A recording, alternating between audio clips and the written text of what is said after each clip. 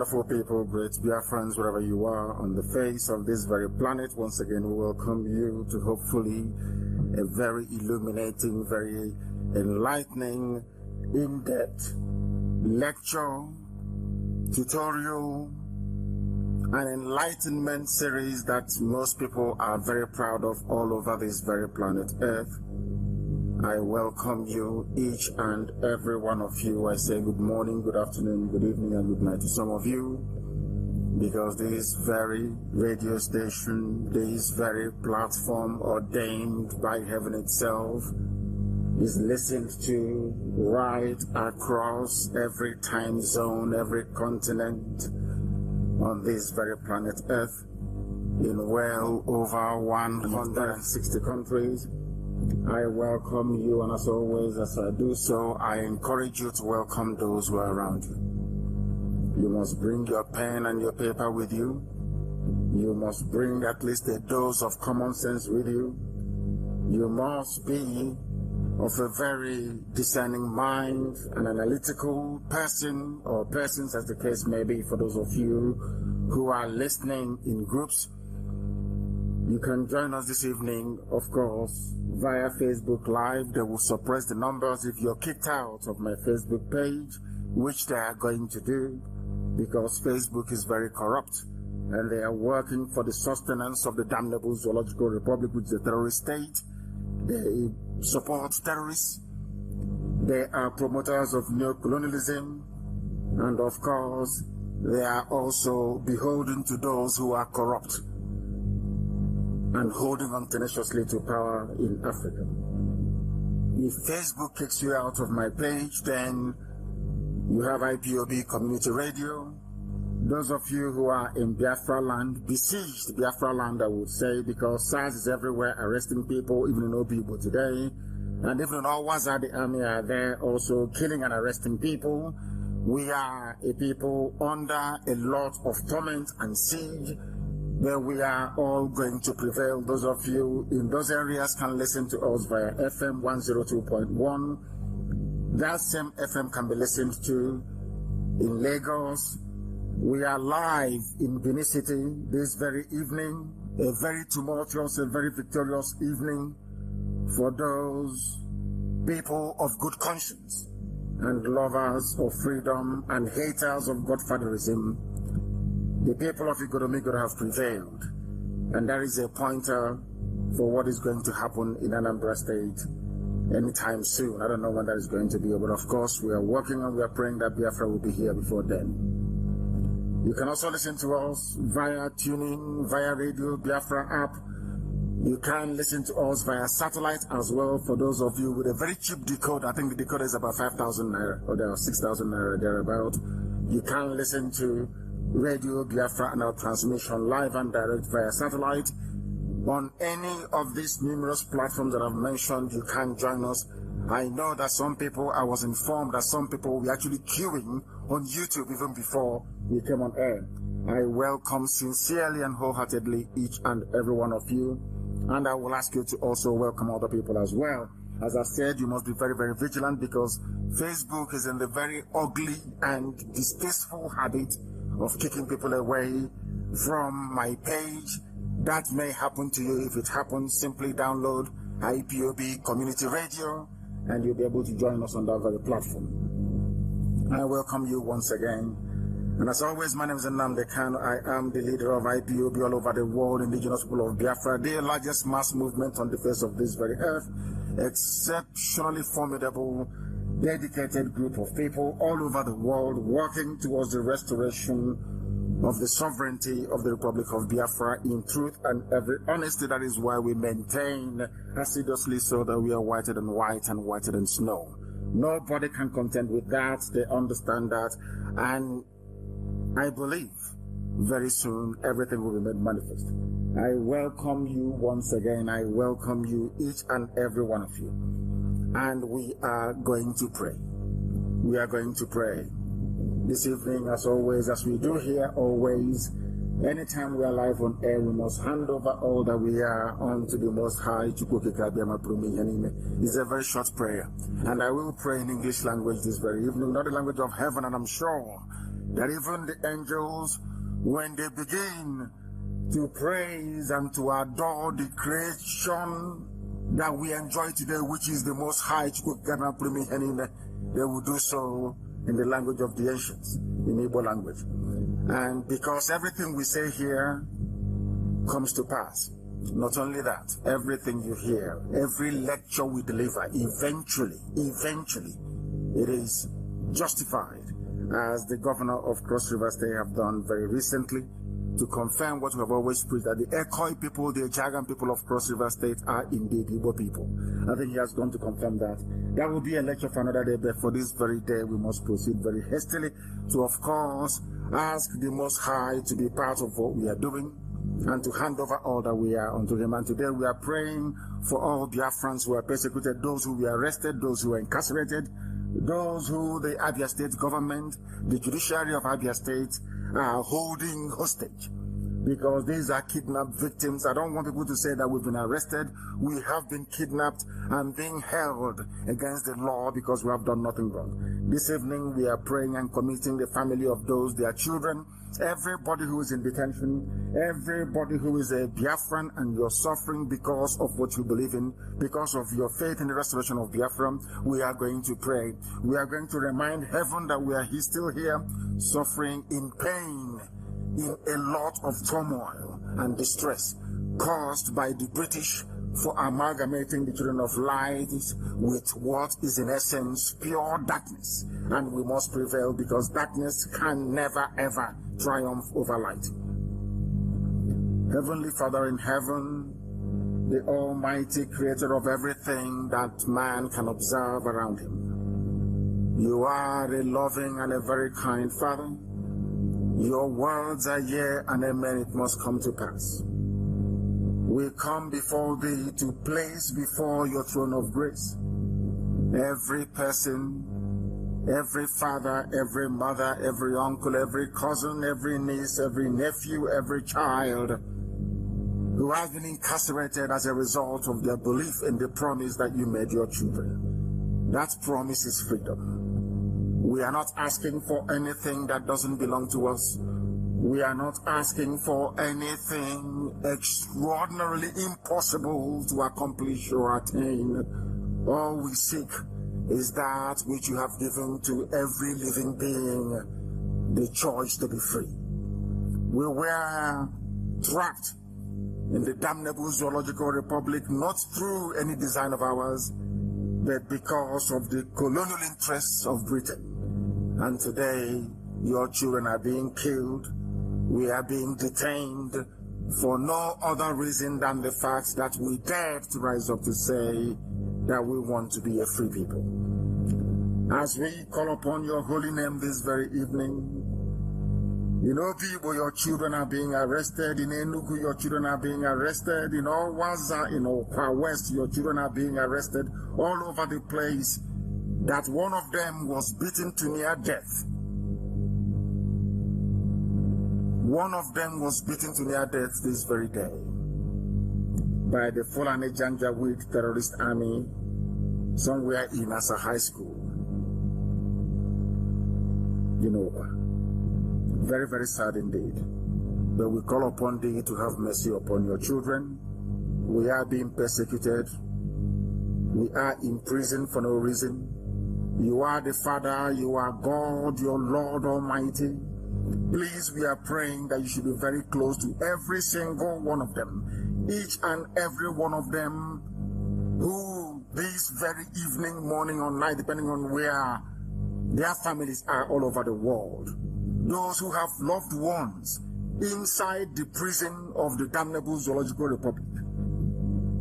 For you to please have mercy upon us, because we have been confined because of our faith and our belief in Biafra.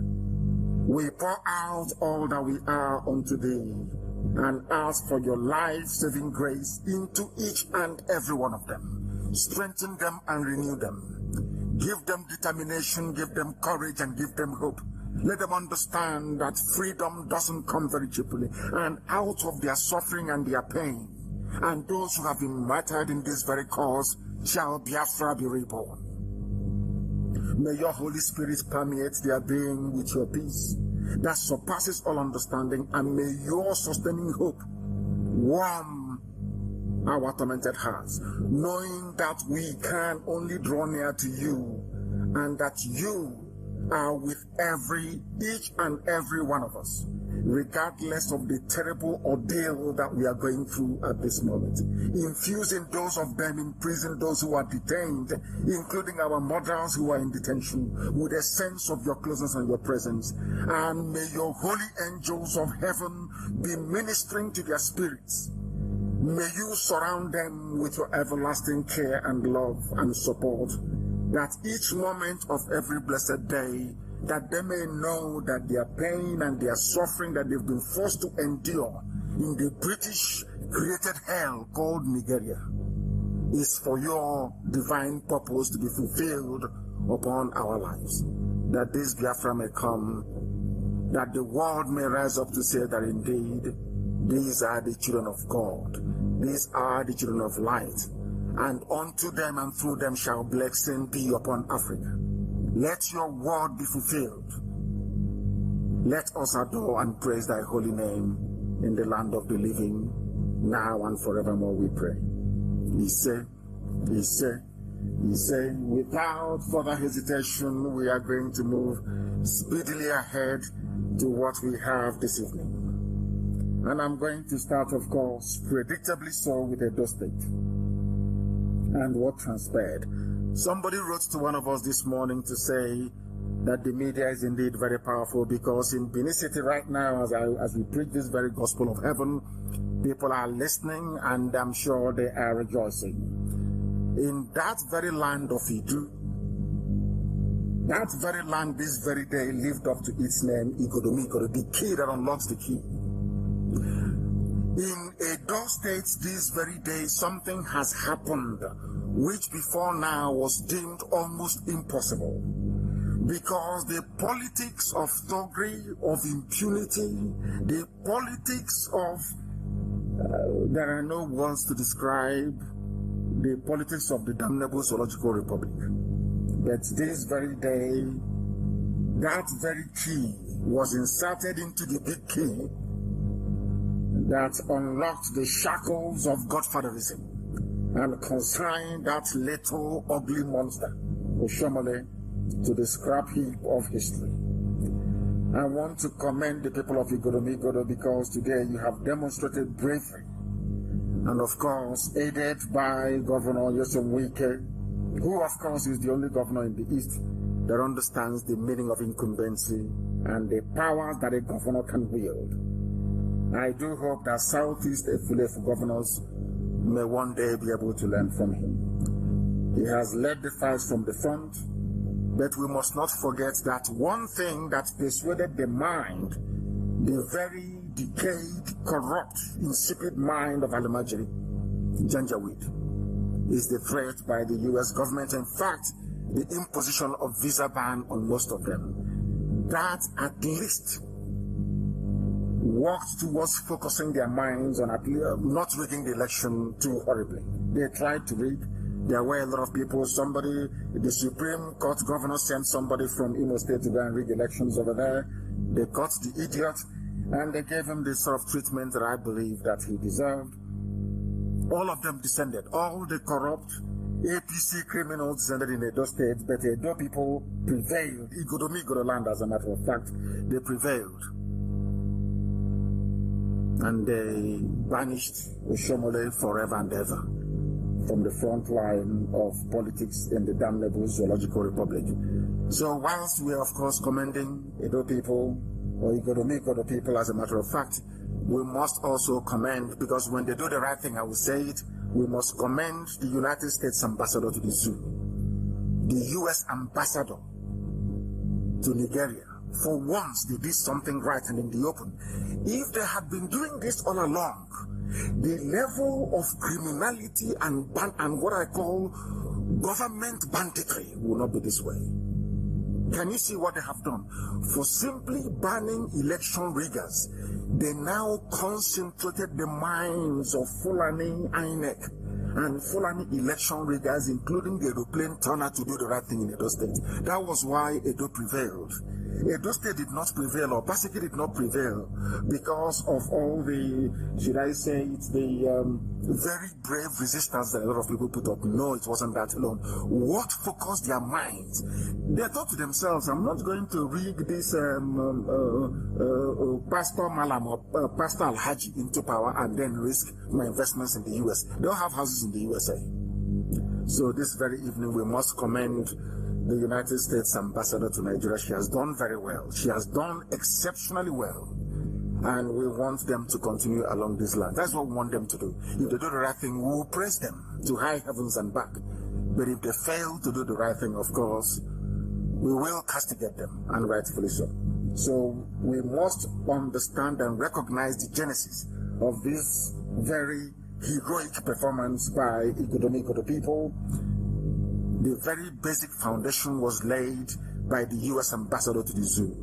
And from there, the people found the courage, summoned the courage to do what is right. And it will go down in the history of the Zoological Republic that in Edo State, godfatherism was consigned to the scrap heap of history. Again, I know some people said that the same thing could have happened in Lagos with Ambode and Tifnubu, the arch criminal himself, with multiple names. His original mother died. He couldn't even attend the burial. Very sad indeed, but we'll get to that later on. People are saying that Ambode could have done the same thing to Tinubu, but without the support, without the type of pronouncement, the fact that if your election will be banned from or stopped from going to the USA, it wouldn't have worked. There had to be a carrot and a stick, and that stick was that visa ban to the United States. So that was what focused the minds of all the Fulani riggers and all the idiots, including the mask wearer in Asorok, that came out to congratulate Obaseki. And I'm also congratulating Obaseki, of course. Not that we're interested in the process of the zoo, but we hate injustice. So wherever justice prevails, we acknowledge it and we hail it. And this evening, the mask wearer, the presidency, because ever since we held them to account, they are now using Buhari's name. The dead Buhari, who is in a grave, in a shallow grave in Saudi Arabia, they are now using his name. And I also want to say, before I go into this, that this is also an example to those of you who think that you can go and they can turban you, they can tie the sheet on your head. After tying the sheet on your head, they say, Allahu Akbar, Allahu Akbar. You come back and you become governor. Like Hope Uzodinma. It's not going to happen anymore. This is a very clear point. That means that any time that people in the zoo, that's entirely up to them, decide to go to the polls to vote, at least you now know that there is punishment for election riggers and those that promote election or political violence. They now understand that very clearly. And I'm very grateful for that. And I cannot stop thanking the USA for that, because they have now demonstrated once again that they are the conscience of the world.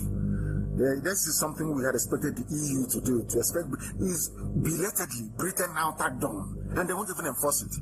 Forget what Britain said, oh, we will deny visa to those who perpetrate election fraud and violence. Britain will not enforce it. We know that US will, because their legal system in the USA is far more rigorous than you have in the UK. Forget about the UK war. The people that actually turned the tide in Edo, the woman who did it is the U.S. ambassador to the Zoological Republic, and we commend her for that.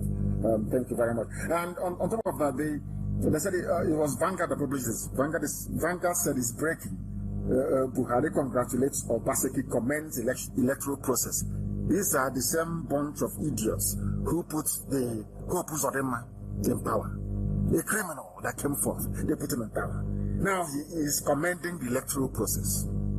I want people to understand that this is what they do. This is the way they operate. The Fulani Janjaweed. This is their mindset. They come to your house and they steal 100 naira from you. And when you complain too much, they give you 10 kobo back in return. Some of you, the Indomie generation, you won't know what 10 kobo looks like. 10 kobo is the single unit of the zoo currency. Naira is the bigger one, in hundreds, and then you have in tens, so to speak. Because you have 10 naira, 20 naira, but you also have 1 kobo, 2 kobo, 3 kobo, 4 kobo. I think you even have, you have 1 kobo, you have 5, you have 10, you have 25. I don't know. Maybe it goes up to 100 kobo. I don't know if they have it or not. I don't think they do. What they have now is 1 naira, isn't it? These are the things I need you to understand. Fulani will come to your house and steal your 100 naira in front of you. You'll be complaining and shouting. And then they will give you 10 kobo back in return. And when you say, oh, how about the rest of the money? Your neighbor will now come up and say, no, don't worry. Why are you complaining? After all, you have 10 kobo. Why are you complaining? Me, I have nothing. That is exactly what I've done with Edo State.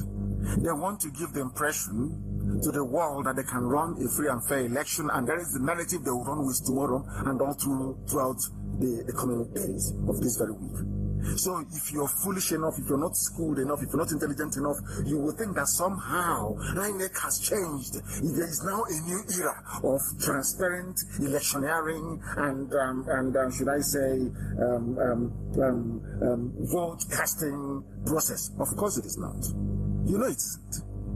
They only made it possible for Obaseki to win because USA said if you rig election, you're not going anywhere. Because the Kogi State governor, they've already banned him already.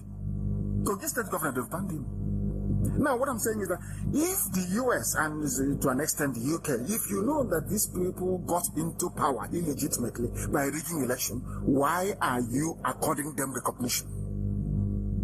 Most of them were banned as a result of the 2019 elections. That means that if you're banning somebody for electoral fraud, implicit in that ban is that that person is guilty of committing electoral fraud. And anybody emerging as a result of an electoral system that is not transparent, that is not very clear, you cannot confer legitimacy on such a person or institution. If you have banned Kogi State governor from traveling to the US for committing electoral fraud, that means the office he's holding is illegitimate. That's what by implication. Now, if that is the case, all those that helped in the rigging of a mask wearer, Jubril, then into power, and they have now been banned from traveling to the USA. That means that the government of all these Fulani cabal in Asorok is illegitimate. And they said, Buhari said, but according to that very news, the president's spokesman, Garuba Shehu, in a tweet on Sunday said, Buhari also commended the people of Edo State, the parties, candidates, and security agencies for conducting themselves responsibly. Can you believe that in 21st century? 21st century. They are celebrating Edo as if it was their own making, as if all of a sudden, Fulani Janjaweed have decided that there should be free and fair elections. Do you see how when I don't want to go too hard on black people today, because somebody wrote to me and said that the children are listening, and sometimes they weep and they cry when I say things that I say about black people. And I'm saying it's not for those children, because they are going to grow up very intelligent, very smart and very discerning. They are not going to be as useless as this very generation that we have now. But heaven forbid, no, they won't be that way. What I'm trying to say is that some of you will now go about jubilating and, toasting this very victory of Obaseki to mean that, somehow that democracy have now turned the corner in the zoo. Of course, it's a lie. As I said, remember, somebody came to your house and stole 100 naira from you. You shouted and you screamed and he gave you back 10 kobo, not 1 naira, 10 kobo in return. And you're saying he has done well. Nobody in their right sense or in their right mind should reason that way. He said, the president added, I have consistently advocated for free and fair elections in the country because it is the bedrock of true democratic. Of course, you saw people being disenfranchised. All of you were there when results were trickling in and INEC was changing it. They were announcing the results and the article was winning, and all of a sudden there was a break, there was a pause. And once they paused, you are finished. I think they paused also in Edo, until somebody reminded them that America will ban us. So if you don't consider country as America, there's a visa ban. I have a house in the US and I want to go there. I want to visit you in the United States of America. That was what happened. So before you begin to clap for yourselves, you've done nothing. The person that saved Edo State is the US ambassador in Abuja. That woman made it possible. so you get your facts right. And of course, we are not going to downplay the tenacity of Obaseki himself and also what the role that Wike played. And I think there was one other governor also, a Yoruba governor that was there also that did very, very well, that stood firm and said, no, this is not going to happen. And for those of you that managed, I don't know how they made it possible, somehow they managed to convince INEC that the results should be transmitted in real time and to a portal online, so it won't be rigged. So from polling station, a portal online is making it very clear what the returns are on those polling units. So they couldn't rig it. But we are waiting for a aeroplane tunnel. Maybe a aeroplane tunnel. If they go to Supreme Court. And those bunch of idiots with their horse wig, speaking Latin jargon, will tell you that that INEC failed to collect results from Izamu stronghold, and as a result, the number of votes cast will now outnumber those registered with INEC as eligible voters. Do you now understand it? Do you now understand it? These are the things that people don't know about, that it is our responsibility and our duty to bring it to the attention of the world, that this is what is happening in the zoo, so that some of you don't go jumping up and down and celebrating, because a zoo is celebrating. A zoo is always a zoo. A zoo will always remain a zoo unless you rise up as we are doing to try to change it. Look at the people who are now telling you that somehow they now believe in free and fair elections, that democracy is good for everybody. It is the bedrock and all that rubbish. Look at the jargon from Fulani. Now, let me give you an example. There is a controversy ongoing about the appointment of 7 northerners into management. Now, we don't say northerners, I will say Fulani, into key management positions in customs, that is in the south.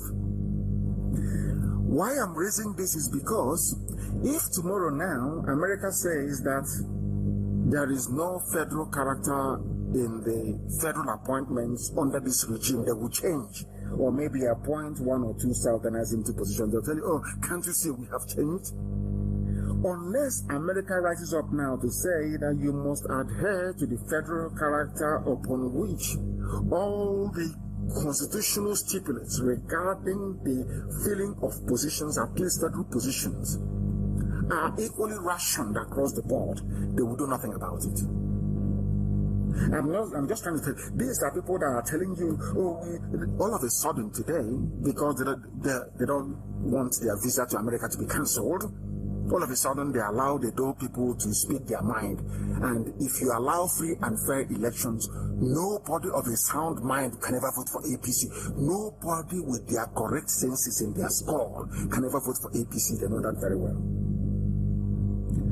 Maritime stakeholders, including a veteran journalist, Elder Asubex, have criticized the latest appointment of 2 acting deputy controllers general and 5 acting assistant controller general of customs into management positions of the service by the controller general, Colonel Hamid Ali Fulani. And who are the people he appointed? Who are the people that he appointed into these positions? And from those he appointed into these positions, you will know what their plan is. Fulani has to be everywhere. That is the proper news you should be focusing on. Don't allow them to use a Edo state to deflect your mind or to divert your mind away from the very serious mess that the zoo is in. Now listen. Somebody called Saidu Galadima, Oba Mohammed, Hamza Gumi, Usman Dakingari, all northerners, all Fulani, holding key positions in customs. Because they are importing weapons. They are bringing in weapons because they are the ones to inspect it. It is them. They are the ones that built dry dock in Kaduna, whereas the Calabar seaport is not working. Whereas the Igwasha seaport is not working. Warri seaport is not working. But the ship will bring in items from abroad. Instead of going to Warri to go and dock in Warri and offload, no, they will offload it in Lagos, put it on a rail to go all the way to Kaduna dry port. That is what they are doing to you. That is the proper news. That is the proper story you should be focusing on, not the charade of Edo State. Because without the U.S. ambassador to Nigeria, APC would have won Edo State. It's as simple as that. There is nothing anybody can do about it. If they can bring Hope Uzodinma from number 4, 4th position to number 1, if a whole Supreme Court of a country, Supreme Court, can inflate figures even more than what is in INEC register, there is nothing they cannot do. So I will keep referencing what happened in Edo for the sake of perspective, so that you understand. When you start patting yourselves on the back, I want you to know that the only person who deserves an accolade is the U.S. ambassador to Nigeria and nobody else. For your information, nobody has ever stopped them from leaking before.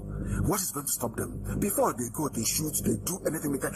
If not for the visa ban, backed up by Britain, if not for the visa ban, believe you me, by now, they would have announced the Al-Haji pastor as the winner. Yeah, but maybe going forward, they now know that going and tying turban on your head is not going to save you, but what Fulani is doing is still continuing. Their Fulanization agenda is still ongoing. The whole customs from the top echelon of leadership is all Fulani. And nobody's complaining. This type of thing could have happened under Jonathan if they would tear down the walls of Asarok. But this is happening in broad daylight, and the people are not complaining. And that is done for you until America speaks, until there are sanctions imposed, until somebody gets up, a white person, of course, it has to be either EU or US. Until they speak, they continue with their impunity, because Britain is benefiting from it. That is why they will not speak. And that is the truth. Something you must understand. Because before these results were announced, there were deliberate election manipulation going on everywhere. In the stronghold of Obaseki, the card readers were not working properly. People were getting shot all over the place. But eventually, the tenacity and determination of the people won the day. And Obaseki, or should I say the will of the people, prevailed. I think it's Governor Sheyi Makinde also did very well. Governor Sheyi Makinde also did very well. Because sometimes in life, if you're not vigilant, the same way with your body, because there are, I think somebody, during the height of this coronavirus debate all over the world, I think some scientists came up and said that a human body harbors over 3 billion different viruses. 3 billion. And they're all working to kill you on a daily basis. Only one thing keeps you alive: the antibodies you have in your system. And so it is with life itself. There are people who will always work for darkness, for the destruction of anything that is good, including even an electoral process, including even a nation. There are people who would exist. Their sole aim for existing is to destroy something that is very good. It is left for the vigilance of the brave few to counter them. The same way that the antibodies you have in your body is on a daily basis fighting these billions upon billions of viruses and bacteria trying to invade your body and kill you. That is how life is. And until we appreciate that very fact, we cannot begin to understand the presence of traitors, flavors, and saboteurs in our lives. As you are as a human being, there are even some bacteria and viruses that are silent. They only begin to work the day you stop breathing. The day they listen to you for your heartbeat and your heartbeat is no longer there, they say, oh, this man or woman is dead. Oh, they go to work immediately. Their job is to dissolve your flesh. You can live to be 120 years. They are silent. The day you die, they begin to work.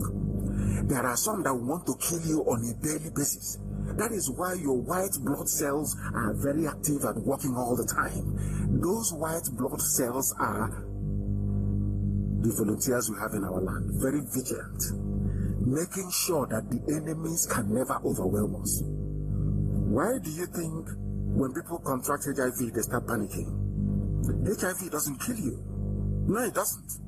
What HIV does is to attack your white blood cells, remove that immunity from you, so that when ordinary cold flu virus enters into your body, your white blood cells, if they say to your white blood cells, though there is an invader, they have come, go and attack them, you will say, I have no strength. I've been weakened. That is what HIV does to people. And that is how it is with life. When you allow, saboteurs are like HIV, when you allow them to overwhelm your body's defense mechanism, that is why it's called acquired immunodeficiency syndrome. You acquire something that will defeat your immune system. Your immune system becomes deficient. That when a foreign antibody comes in to attack the cells, it's very, very important, it cannot do anything. It is in life, as they say, where we come from,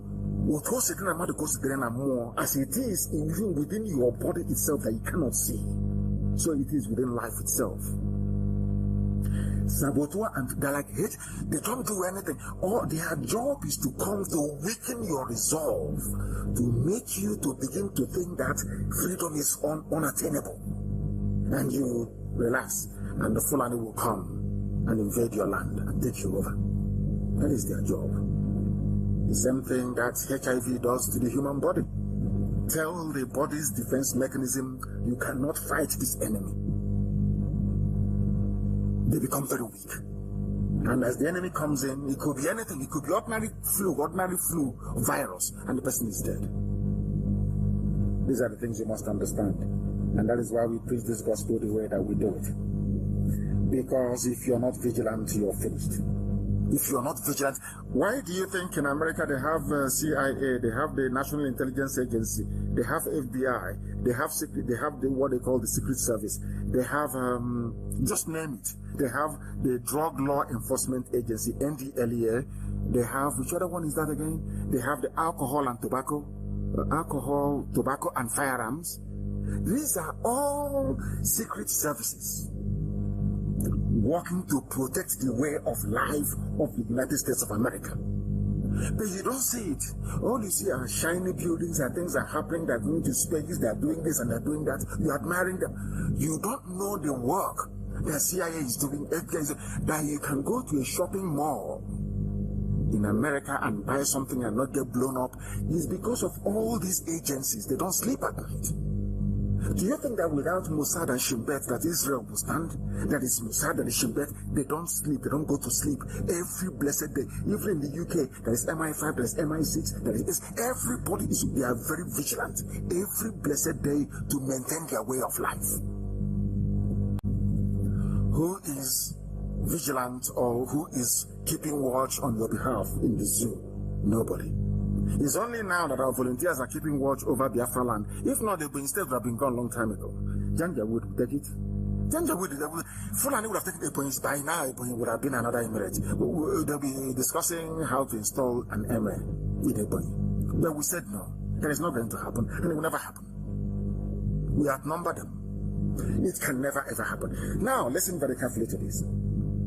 The Kogi state government on Friday petitioned the USA on its visa restrictions for individuals responsible for undermining Nigeria's democratic process and for organizing election-related violence.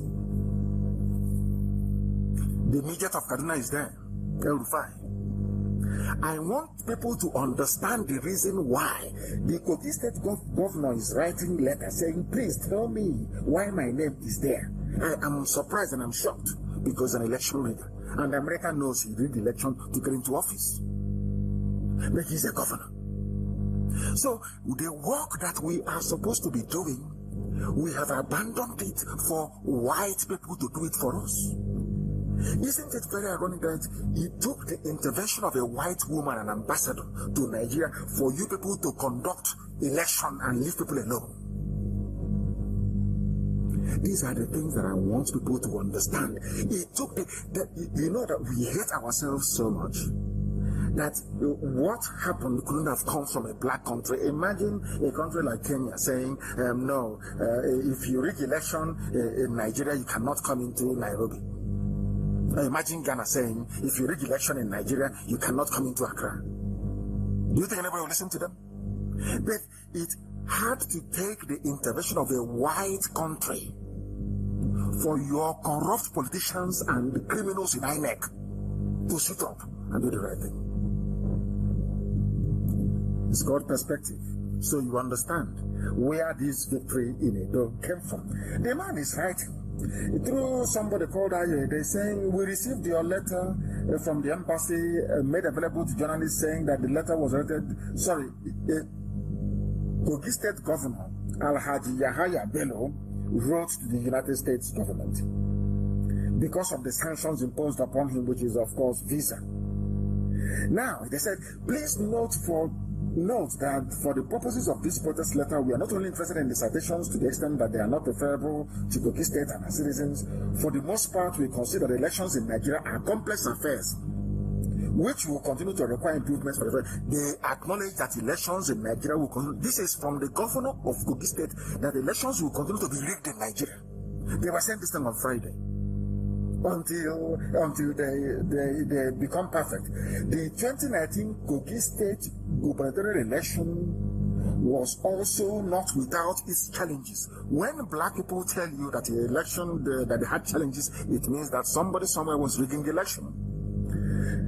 By citing the 2019 Kogi State governorship elections that saw the re-emergence of Yahaya Bello, America now knows that he is an illegitimate governor occupying an illegitimate government house under APC. I don't know if people are following what I'm saying. By banning this man, America is saying that we have information at our disposal that leads us to believe that your election in 2019 or your re-election as the governor of Kogi State was fraudulent. You rigged yourself into power using violence and manipulation of results. That is what the USA is saying. But the reason why I'm touching upon this is to let the world understand why America cannot come out and tell you that Aisha's boyfriend is wearing a Buhari look-alike mask.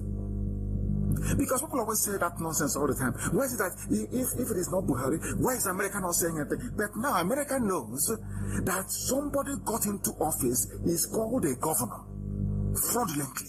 Even when USA was writing to them, the United States Embassy addressed him as Your Excellency, the Executive Governor of Kogi State. Although they know they are going to ban him from entering USA. They know that he shouldn't occupy. They know that he rigged himself into power, or APC rigged him into power. But America still called him Your Excellency, the Executive Governor of Kogi State. The same America is going to ban him from entering the United States of America because he rigged elections. I don't know if people can understand what I'm saying. They know that he rigged election. They still call him executive governor because all of you allowed him as an executive governor. So what do you want them to do? The same thing happens with coup d'etat. If any look at Mali, for instance, the military took over power. He says, call me the president. That's what you call him. He's the president of Mali. Are you going to stop him? You can't.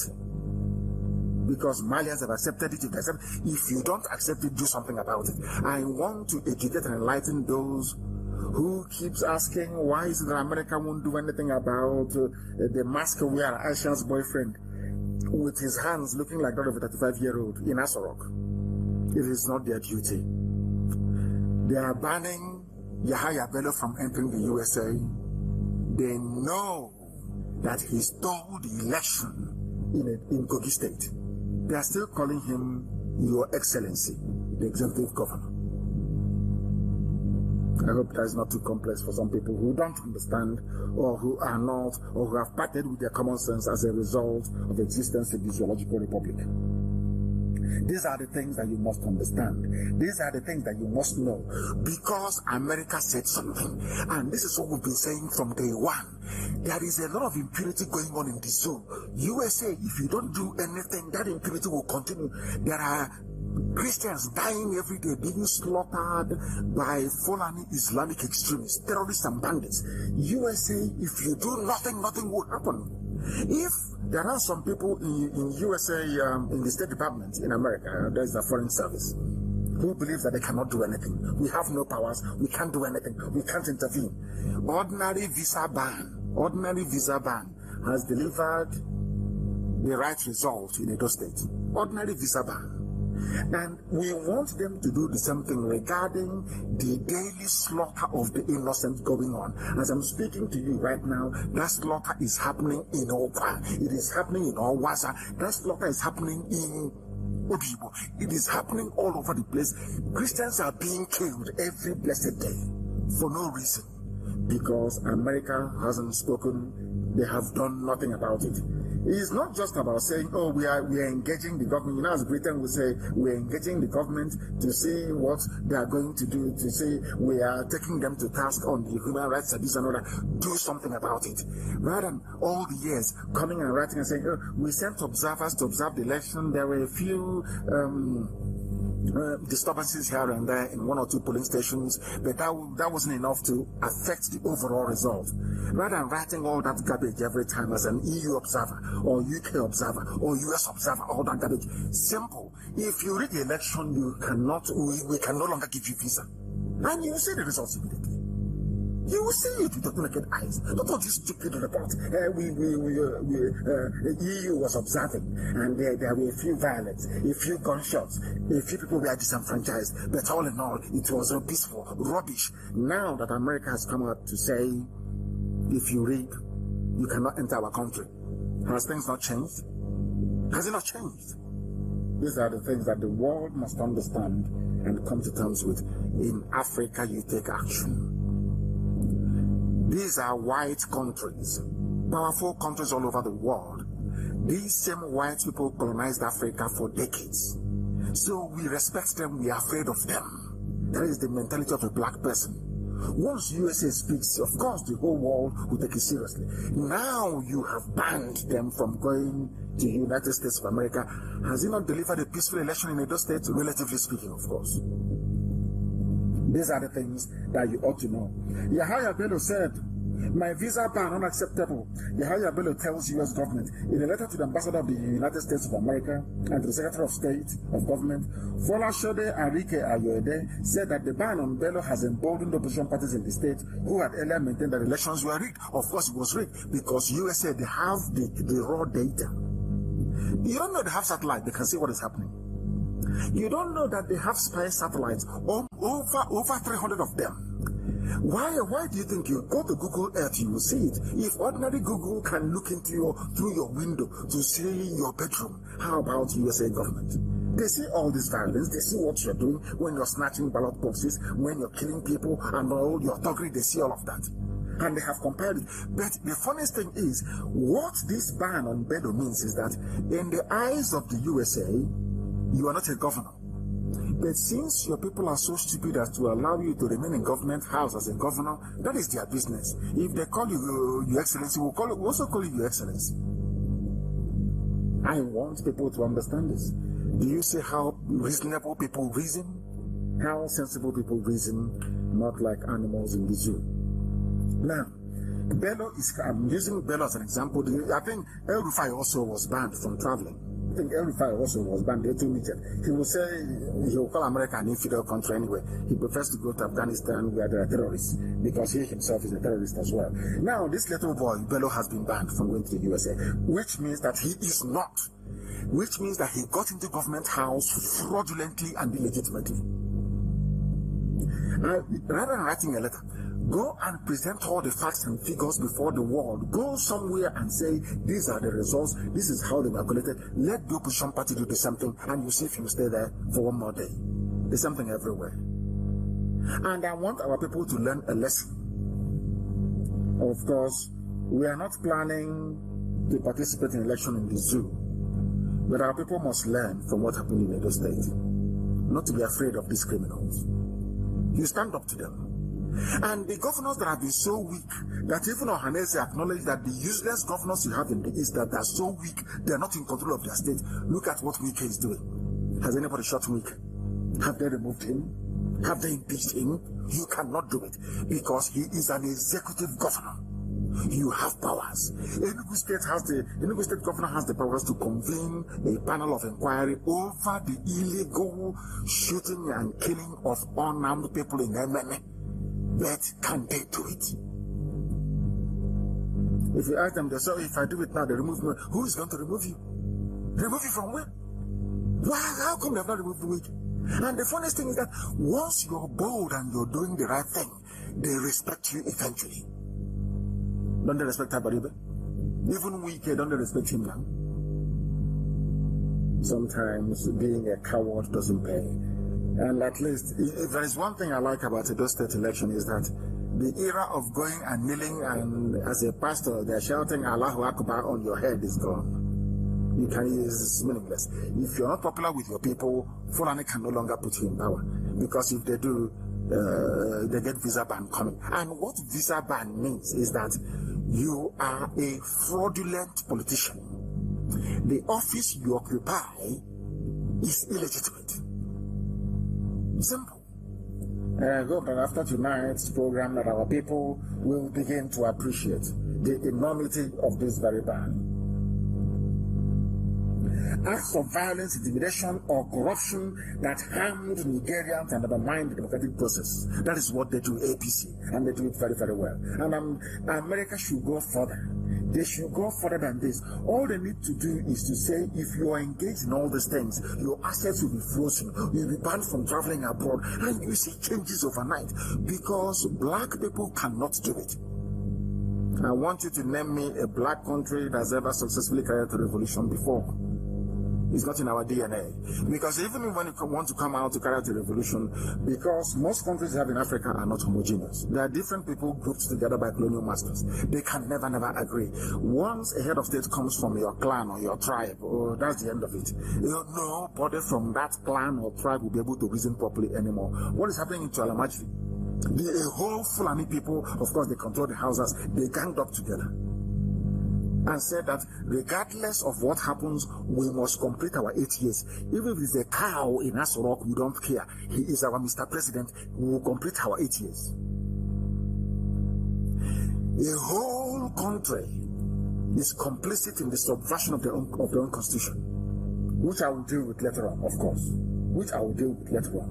And you must understand the work we are doing, the tweets we are sending out every blessed day. Some of you don't know it works because we are black people. We don't understand how information dissemination works. Why do you think Facebook is suppressing my posts and the posts of many other people? Why do you think so?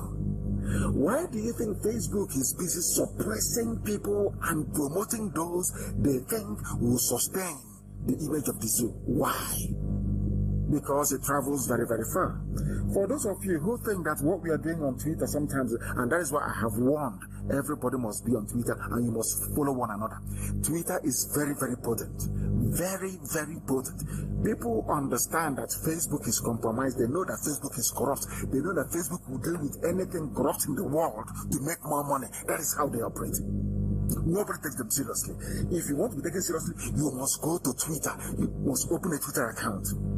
And if you don't have anything to tweet, simply retweet those that have written something that you agree with. And let me tell you why. There's a headline by the Fulani Janjaweed newspaper called Premium Times. Like Daily Trust, they are the mouthpiece of the North. Insecurity. Why Nigeria that is not getting foreign support. Ex-foreign minister. Nigeria is not getting support, which means they are not getting the arms they need to come and kill us in our villages. You opening a Twitter account is the difference between the army attacking your village and not attacking your village. You don't understand that? These people, they are well organized. They've been planning this for very many years. For nearly 150 years, they've been planning how to conquer everybody else. So they've used PPC Hausa service. All those times they are carrying their little radios in their ears. You hear Aboki with his radio. That was when the process of indoctrination was going on, preparing their mind for what is to come. When you see shoe shiners, as they cut them in Aba, doing training in Aba, I don't know if you know that, those people they in our villages claiming they're sharpening our knives and cleaning our shoes and cutting our nails, they are all mercenaries. They are now in Aba training. Somebody stumbled upon them, that was yesterday, and was beaten mercilessly. Before he died, they asked him, where were you beaten? He said, I went and I saw them training. Those people shining your shoes, he saw all their boxes in Aba. You don't know what is happening. Some of you have no clue what is in store, what these people have in store for you. All the years they've been planning how to take you over. The only thing you can do right now is to go and open a Twitter account. Open Twitter and start following all of us. Follow people, follow them, and retweet anything they tweet. That was how we made it impossible for any country that is sensible, apart from Czech Republic, China. Those are the two people now sending arms to the zoo. Czech Republic and China. Those two only.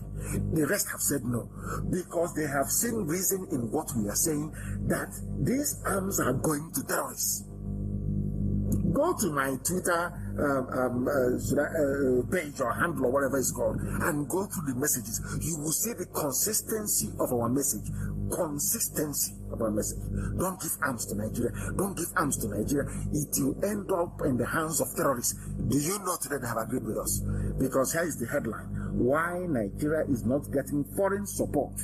Ex-minister. And I will read parts or snippets of what he said. I'll read parts of it.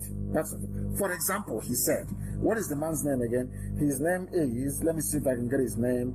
The former minister said his name is Aminu Wali. You know, for you to be a foreign minister, you know Onyema, the one that is there now.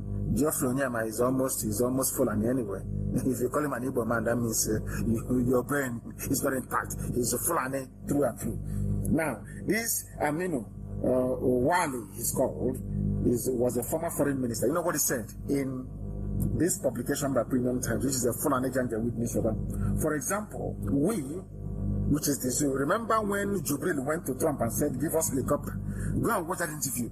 Trump, when they came out for the informal chat, Trump said, oh, he likes helicopters. He likes helicopters. We'll try and give it to him. Well, he likes helicopters. Have you forgotten? Go and look at that interview of when Jubril, claiming his Buhari, went to White House to go and see Trump. Go and watch the entire press, the press briefing in the Rose Garden, and then the informal chat that they had. He said he likes helicopters. You know when Trump was pointing at that fool and saying he likes helicopters. Now let me tell you what happened to those helicopters that Trump said he was going to give to Jubril. That is why you must be on Twitter. Now listen to what this man said. He said, this ambassador said, for example, we wanted Cobra helicopters from the US. They refused to sell it to us during my time. We headed elsewhere to get those helicopters. I visited Turkey. Turkey said they are willing to sell it to us, but unfortunately they cannot go ahead to sell it to us because the engines are from America, and therefore they have to have a license from USA. But USA was not prepared to help. Do you understand it? Will USA not wake up in the morning and say, we're not going to help you? No. USA knows that anything you give to Nigeria army will end up in the hands of terrorists because they are recruiting terrorists into the army. Where has that ever happened in the world before? Those of you talking about one Nigeria and that things one day might get better. I want to ask you this question. Where else in the world have you seen people terrorizing and killing people, and all of a sudden they are now part and parcel of the army fighting the same insurgency? Where have you seen such rubbish before? Only in the zoo, and all of you are keeping quiet. Why are you quiet? Because you're docile, you're black, you're reasonable, you're fearful, you're cowardly. You cannot rise up to face your challenges and your enemies. America said no more helicopters to the zoo. And we are doing the same thing with Russia. We don't want Russia to sell anything to them either. Because Russia also has conscience. They also have conscience. Sometimes they say, oh, no, that these arms dealers, they will sell to anybody. Once you have your money, they will sell to you. If that is the case, why is it that America will not send attack helicopters to the zoo? And we are also going to focus on Russia as well. It is the potency and the result of our non-stop tweeting of facts and figures to the rest of the world. And you must join us. Everybody must. It is a must. And I'm sure before the weekend I will appoint somebody to oversee this. I will make somebody the social media coordinator of IPOB the whole world over, because everybody has to be on Twitter. Everybody must be on Twitter. And if you doubt that the Twitter is working, and those that we tweet, Ambassador Campbell, a very highly respected, of course, former U.S. ambassador, who is one of the people that the world listens to when it comes to issues to do with Nigeria, of course. He tweeted, arms export policies need to be reassessed given how much material is being lost to unintended recipients, including Boko Haram. Are you understanding it? The entire arms policy of the USA, commentators in America, policymakers are now asking the government of the USA, you need to review your entire arms sales to places like Nigeria, because anything you sell to them ends up in the hands of terrorists. It is here, tweeted by Ambassador Campbell, the same thing we have been saying for months. That is to tell you that the whole world listens to us. Everybody listens to us. It is here in black and white. And if you are not vigilant, this draconian dictatorship, according to somebody wrote this, that APC, what you have in Asorok, this Fulani cabal, is a draconian dictatorship disguised as a democracy through rigged elections and a hijacked Supreme Court supported by a rubber stamp legislature. What they have done in front of your eyes without you knowing is the Fulanization of the entire structure of governance. But you won't know. America have said there will be visa ban, and all of a sudden they have allowed you to have free and fair elections in Edo, and Obaseki is the winner. Some of you, being black people from Africa, you have forgotten everything that they have done to you. You will now focus on Edo. That Edo will give you a false sense of hope that in the future things will be better. That's what they have done. Now listen to this. This government is draconian to the core. It is an evil regime. They have hijacked the Supreme Court. Do you know that should Isa Iyemu go to Supreme Court and the aeroplane tunnel? In fact, I'm going to write to the U.S. ambassador to add every Supreme Court judge that sat on the Ihejo and those are the case to this list of those who are going to be banned, because they tampered with the will of the people. If you doubt me, tell me why they should have more people who they claim went to the polls, more than INEC itself. That is the body set up by law to conduct elections. I am going, tomorrow morning, I'm going to write, I will instruct our lawyers who will write to U.S. ambassador, and I will list the names of, in fact, from tonight, people should start telling me from tonight, I want the names of all the judges that installed Hope Uzodinma as governor of Imo State. I am going to ask the U.S. ambassador, based on available facts and evidence, to also ban them from visiting the USA. Very simple, isn't it? I can even make the letter public. I'm going to write to U.S. ambassador. You claim you want to penalize those who are into electoral malpractice and fraud and all the rest of it. Here, the Nigeria Supreme Court is part of the electoral fraud in Nigeria. The Supreme Court is part of the electoral fraud. If you ask, people kill themselves over the nuances of law. But I'm not interested in that. I will only say to America, 853,000 people voted in Imo State, according to INEC, the body set up by law to conduct elections. Supreme Court went and brought votes and said 950-something thousand people voted.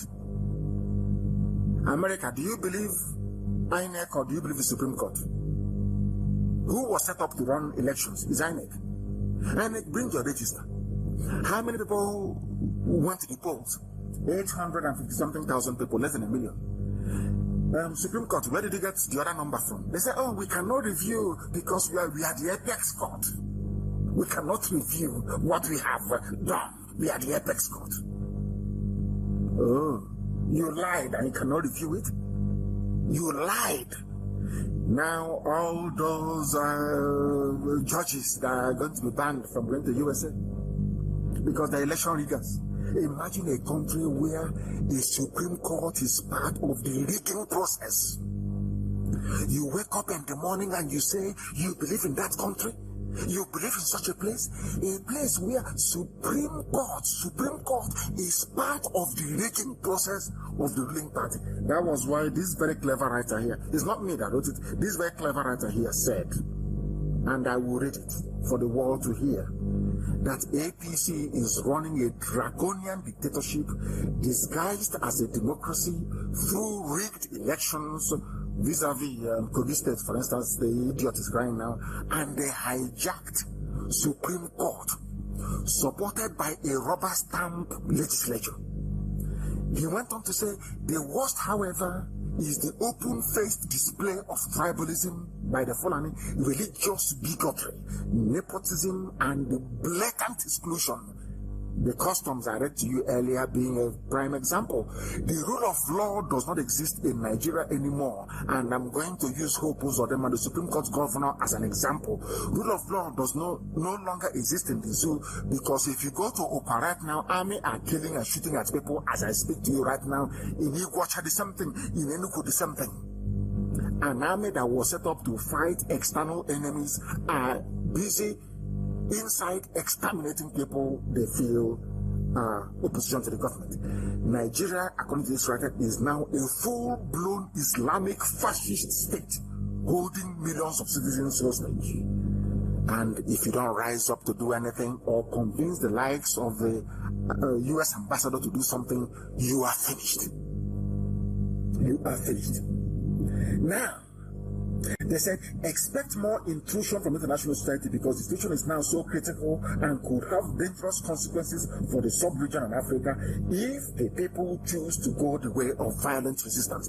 Even people who are moderates, even people who are pacifists, all of a sudden, they are saying this can no longer continue.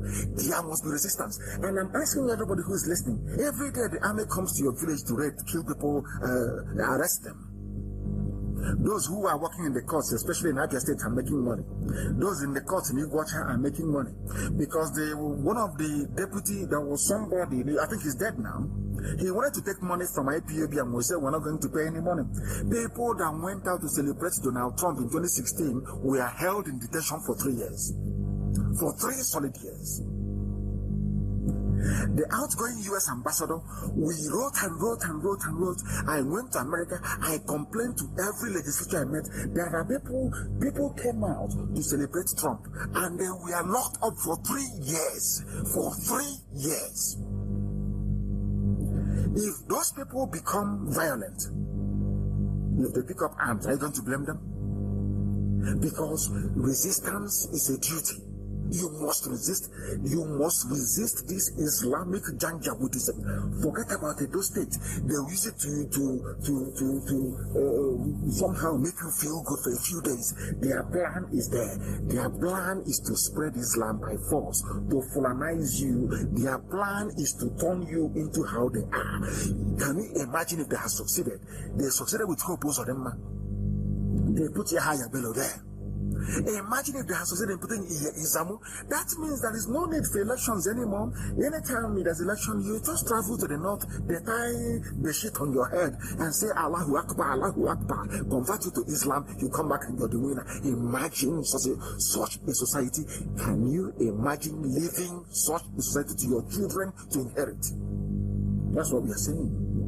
That is why we are on the path of self-determination. That we don't want to be part of this zoological republic because nothing good comes out of it. Resistance must be done. We must resist. If we don't resist, we are gone. The Hausas refused to resist. Today they don't exist, only their language does. Everybody in the middle belt, they refused to resist. When Ojukwu resisted, they did not see what Ojukwu saw. Now everybody is saying that thing that Ojukwu saw. Do you doubt me? The Central Bank of Nigeria, for those who don't know about this Islamization agenda, what they are doing in Ebonyi State, they have gone to there for Mahi. We'll make you the president. Yeah, because of that, allow us into Ebonyi. And we are saying no to that. And do you know they have brought over some village heads in Ebonyi? Some so-called traditional rulers in Ebonyi State. Do you know that? And of course, when we are studying the mindset of an Igbo man before we started IPOB, I studied them for very many years. We know a time like this will come. We know Ifulefus will come. Even from the quarters we least expect, they will come from there. But we are all going to prevail. And I will tell you why. Let me tell you what is going on in the zoo that some of you do not know. Some of you don't know what is happening, but I will tell you.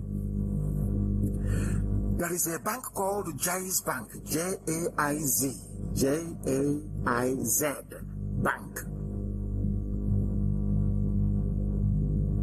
They have been given a license to operate an Islamic interest-free banking. And now another bank has emerged, Taj Bank, T-A-J, Taj Bank, in all the 36 states of the zoo. The Sultan of Sokoto, who is the head of all Muslims in the zoo, has warned that this Taj, being an Islamic bank with Jaiz, that whatever they do must conform with the rules and regulations of Islam. Are you listening? Is there any Christian bank? Has anyone gone to them and asked for a Christian bank and they gave you a license? To Islamic banks. Now listen very carefully, please. This Jaiz Bank has also set up what is called Takaful Islamic Insurance. What they want to do is that Islamic religion wants to control the economy, but they want to do it in a very subtle legal way.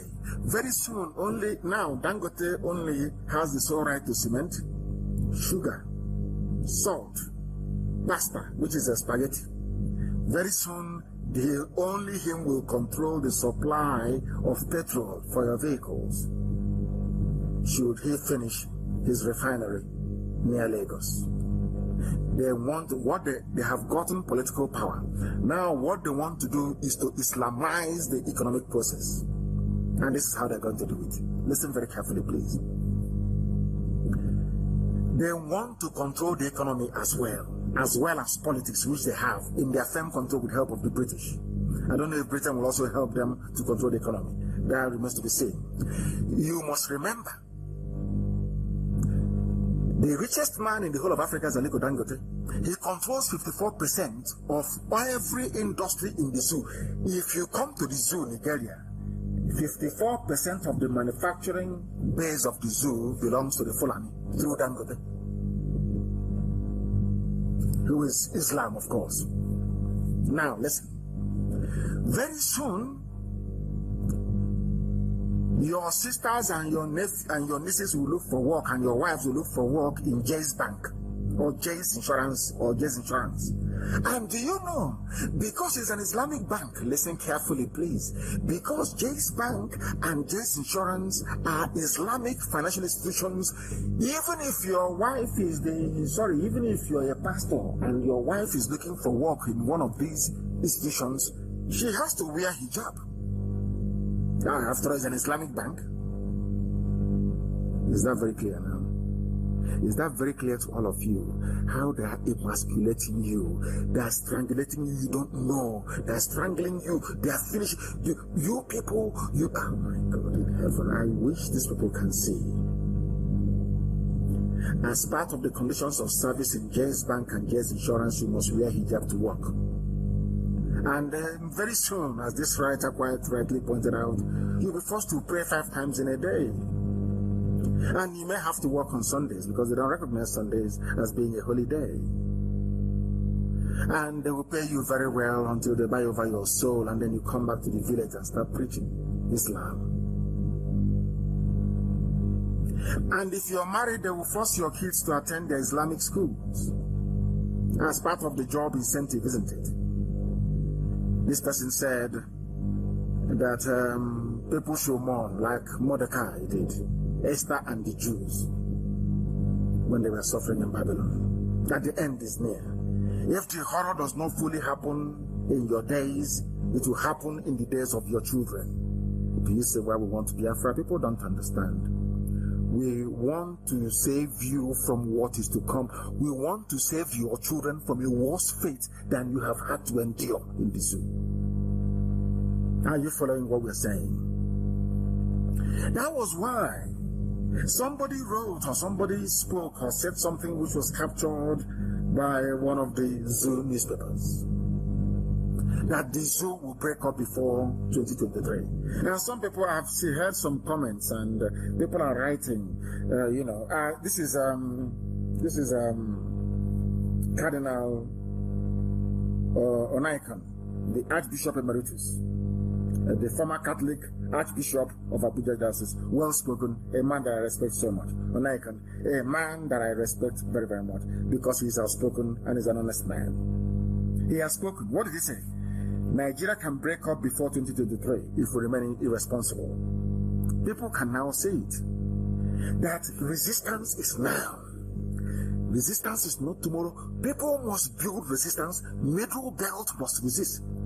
Since the middle belt, the heavy hitters of middle belt have carved themselves out of Arewa, has heaven collapsed? Has heaven fallen? The only way to approach Fulani is to stand on your 2 feet and say to them, to hell with you. They don't mean well for you. This very Archbishop is an emeritus Archbishop, have spoken. He said that the zoo may not last up to 2023. And so I have seen people speculating and talking and said, we are in September. He said that Biafra is going to come this year. I said it, yes. Because I love to give myself very challenging deadlines. Very, very challenging. And I said it, and the reason why I said it is to tease out the saboteurs within. They will abandon the struggle. They will start talking about a timetable. That is how you know people of feeble mind, people who are weak, people who cannot sustain the battle. And once I said it, there was a group that I used to have respect for. That was the only thing they picked up upon, and since that day I banished them. I know how to tease that. You see, Sabo, you know when you want to catch lizard in the village, because I grew up in the village. I don't know, some of you grew up in the township, so you may not appreciate what I'm saying. But I grew up in the village. There's a way we catch lizard. There is this very grass. You know, we twist it. We pluck it and we twist it. And to mimic a grasshopper in distress. And then when the lizard comes, we'll grab it by the neck as a pet. Because in those days, immediately after the war, your parents only had about 20 pounds in the house, unless you are from one of the Sabo families, where you got all your money back intact. No, we had to make our own toys. Ask anybody of our generation. We didn't used to go to buy toys in the shop. We made our own toys. Every season had its own game. During rainy season, we throw rubber, the seed. We sit down on the ground to throw it. When summer begins to come, we go and our uncles, our parents will give us money. We go and buy chewing gum, and we take the pictures from the gum, and we start throwing at cowboys from America and flags and animals. When that season is over, we look for another thing to play with. There's something called the Rebel. We'll go and we make our own toy gun. We made it ourselves. After that, we go and we'll build Boris. I don't know which is the wheel bearing. We go to mechanics and we take out the wheel, the bearing in a wheel. You know the bearing. We use it to build our own cars. As little kids, we'll go down the steep slope. We can get injured, we get up, and once you get back home, all your mother owes is iodine and hydrogen peroxide. When that season is off, we go and use ordinary car tire. We put, oh my goodness, it's guitar. We used to make guitar ourselves with empty cans of big milk. That is why that generation is so innovative. Do you understand that? We made all those things. So we know how to reason. If you want to catch a saboteur pretending, you set that trap for the sabo and the sabo will jump in. That's how you know them. They've been with us all these years saying, oh, Biafra, we want emancipation, we want self-determination. Once I said Biafra will come this year hasn't ended. They have started murmuring. That's how you know them. Saboteur is inside them, but they don't know how to bring it out. So I help you to bring it out. You don't know. We have them. But we are still working on it this year. This very year. You will see what will happen this year. Has it ended? It has never ended. And you will see, all of you will see what is going to happen this very year. I am very grateful to the very eminent Archbishop. He is emeritus, of course. The zone will break up. People can see it. Nobody, and you know one thing about Fulani. Fulani knows that if the relinquish power is over for them. They know that. They know that because if you relinquish power to anybody, Fulani has made it possible. If it is a Jukun presidency, or Igbo presidency, or Yoruba presidency, that person will line every office with Yoruba people. You can't do nothing. How can you complain? So Fulani knows the game is over. After Fulani administration, anybody coming in can decide to appoint the brother as the chief of staff, the wife as the secretary to the government. You cannot speak. Fulani has done it. Anybody else can do it, and they have killed the federal character. And anybody coming in will reject the entire system that the Fulanis will suffer. The only thing they have in life is politics and governance. They have nothing else. They have nothing else. If anybody comes in to create a level playing field in terms of entrepreneurship, Dangote will be overtaken in a matter of 6 years only. You have genuine multi-billionaires that will manufacture things on the ground that people want to buy and sell. Anybody going in there not Fulani, you see all these things that Fulani think they have gained will be reversed. They cannot do coup anymore. Coup is no longer fashionable. And who's in the army to do coup for them? Is it middle belts? Middle belts can never join them anymore. These are the things that you ought to know. These are the things that you need to know. And we are bringing it to your attention. We want you to understand that we have every angle covered. People should not panic, not needlessly, not foolishly. Every angle is covered. And we are marching on relentlessly to... Listen, when we are having meetings, they invade, they arrest, they shoot. It's Fulani way of saying we are going to intimidate you into submission. Because it worked with Ohaneze, it worked with the so-called political class. They think it's going to work with IPOB. That's what they think. I want to remind them, you've been killing us from day one. It's not stopped us. Instead, we grow from strength to strength. Go and see. Fulani are very foolish. Go and study the history of resistance. Fulani, are you more clever than Britain? Are you more grounded? Are you more? Do you have more military might than the British after the Second World War? But they had to give up on all their colonial territories because of the persistence of the indigenous populations. People persisted. You see this IPOB, the more you kill, the more you arrest, as you're doing in OB, as you're doing in Awasa, the more stronger we become. Ask the British when they came to our land the first time. Talk less of you, hopeless, dirty, stinking, filthy cattle rearer. You think by doing all these things you can intimidate us into submission? You're wasting your time because you will die in our land. You will die there, you will see. You will die there. You will see. Because just like your helicopters, you didn't get it. All we are doing is to build up evidence, even with the electoral rigging business, is to build up evidence until one day a white man will say enough is enough. Because blacks, we cannot reason very well. A white man will say enough is enough. You keep killing Christians and you think they're not taking note. You think that they're foolish. They're not reacting. One day America will do to you what they did to Europe after the Second World War. Go and get out of Africa. All those colonies, get out of there immediately. And you go to your flag independence. That is why I am saying, Edo, don't over-celebrate about Edo. Because what happened in Edo is exactly what happened with the end of colonialism. They say, oh, now you have free and fair elections. You drop your guard. Finish you off. America said to Europe, France and the UK, get out of Africa. And they did. They said, okay, we are going to go. But in place, we are going to give you flag independence, which is what you have today. You don't have your own sovereignty. You're not in full control of your sovereignty. That is why you give people crude oil and you take in petrol, because your brains are not correct. Now listen. The consequences of what this very brilliant writer wrote earlier that I read to you, the consequences of APC running a draconian dictatorship disguised as a democracy. I want to give you the example of it. And I want to ask you this. Had Hope Uzodinma been elected or voted for by the people, do you think that he will enact the laws that he did in Imo State?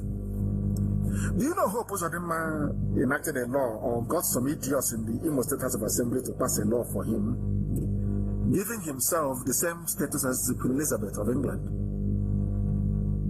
I will repeat. Do you know that the Supreme Court Governor of Imo State, a man that nobody voted for, but the Fulani imposed? I don't know why it is after Imo State now that America is bringing in this visa ban. America, why didn't you bring in this visa ban in Imo State? Because Hope Uzodinma cannot travel abroad. He cannot go to the US. Of course, he cannot go. He's an election leader. I want to ask America, why didn't you do it then? Anyway, the same whenever you wake up in the morning is your morning, isn't it? As they say, where we come from. Somebody should please help me and translate that in English. The way it will make sense. But literal and in a metaphorical way. Please, somebody should translate that for me. I want to ask, if the people voted for Hope Uzodinma, the greatest governor we've ever had in our land is Sam Mbakwe. I mean, across the entire Biafra land, the entire East, is Sam Mbakwe, greatest of them all. Now I want to ask this question. Did Sam Mbakwe ever wake up one day, despite all the miracles that he wrought, to try to assume the powers of Queen Elizabeth? What I'm saying to the world this evening is that Hope Uzodinma is now on the same level as Queen Elizabeth of England.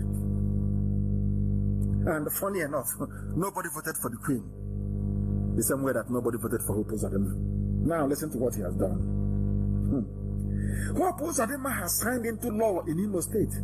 It is called Imo State Administration of Criminal Justice Law number 2 of 2020, ISACJL 2020, which empowers him, this idiot that nobody voted for, which empowers him to arrest and detain any IPOB member in the state for as long as he wishes, because this law was made for IPOB, not for anybody else. The reason why he made this law is just so that he can keep arresting people without taking them to court and detain them at his own pleasure, to allow the Fulani to build their mosques, to build their settlements, to take over Imo State. That's what he wants to do.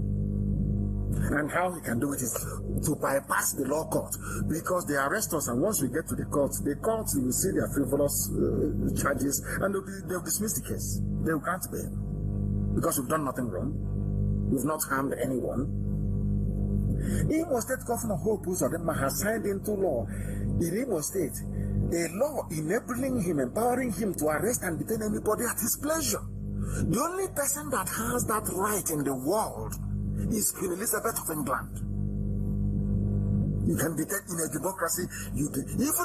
Even so, they don't even make use of it. Hope Uzodinma wants to be queen, the king of the Sariki of Imo State. He's not even up to an MA. He wants to be the Sariki Ngida of Imo State.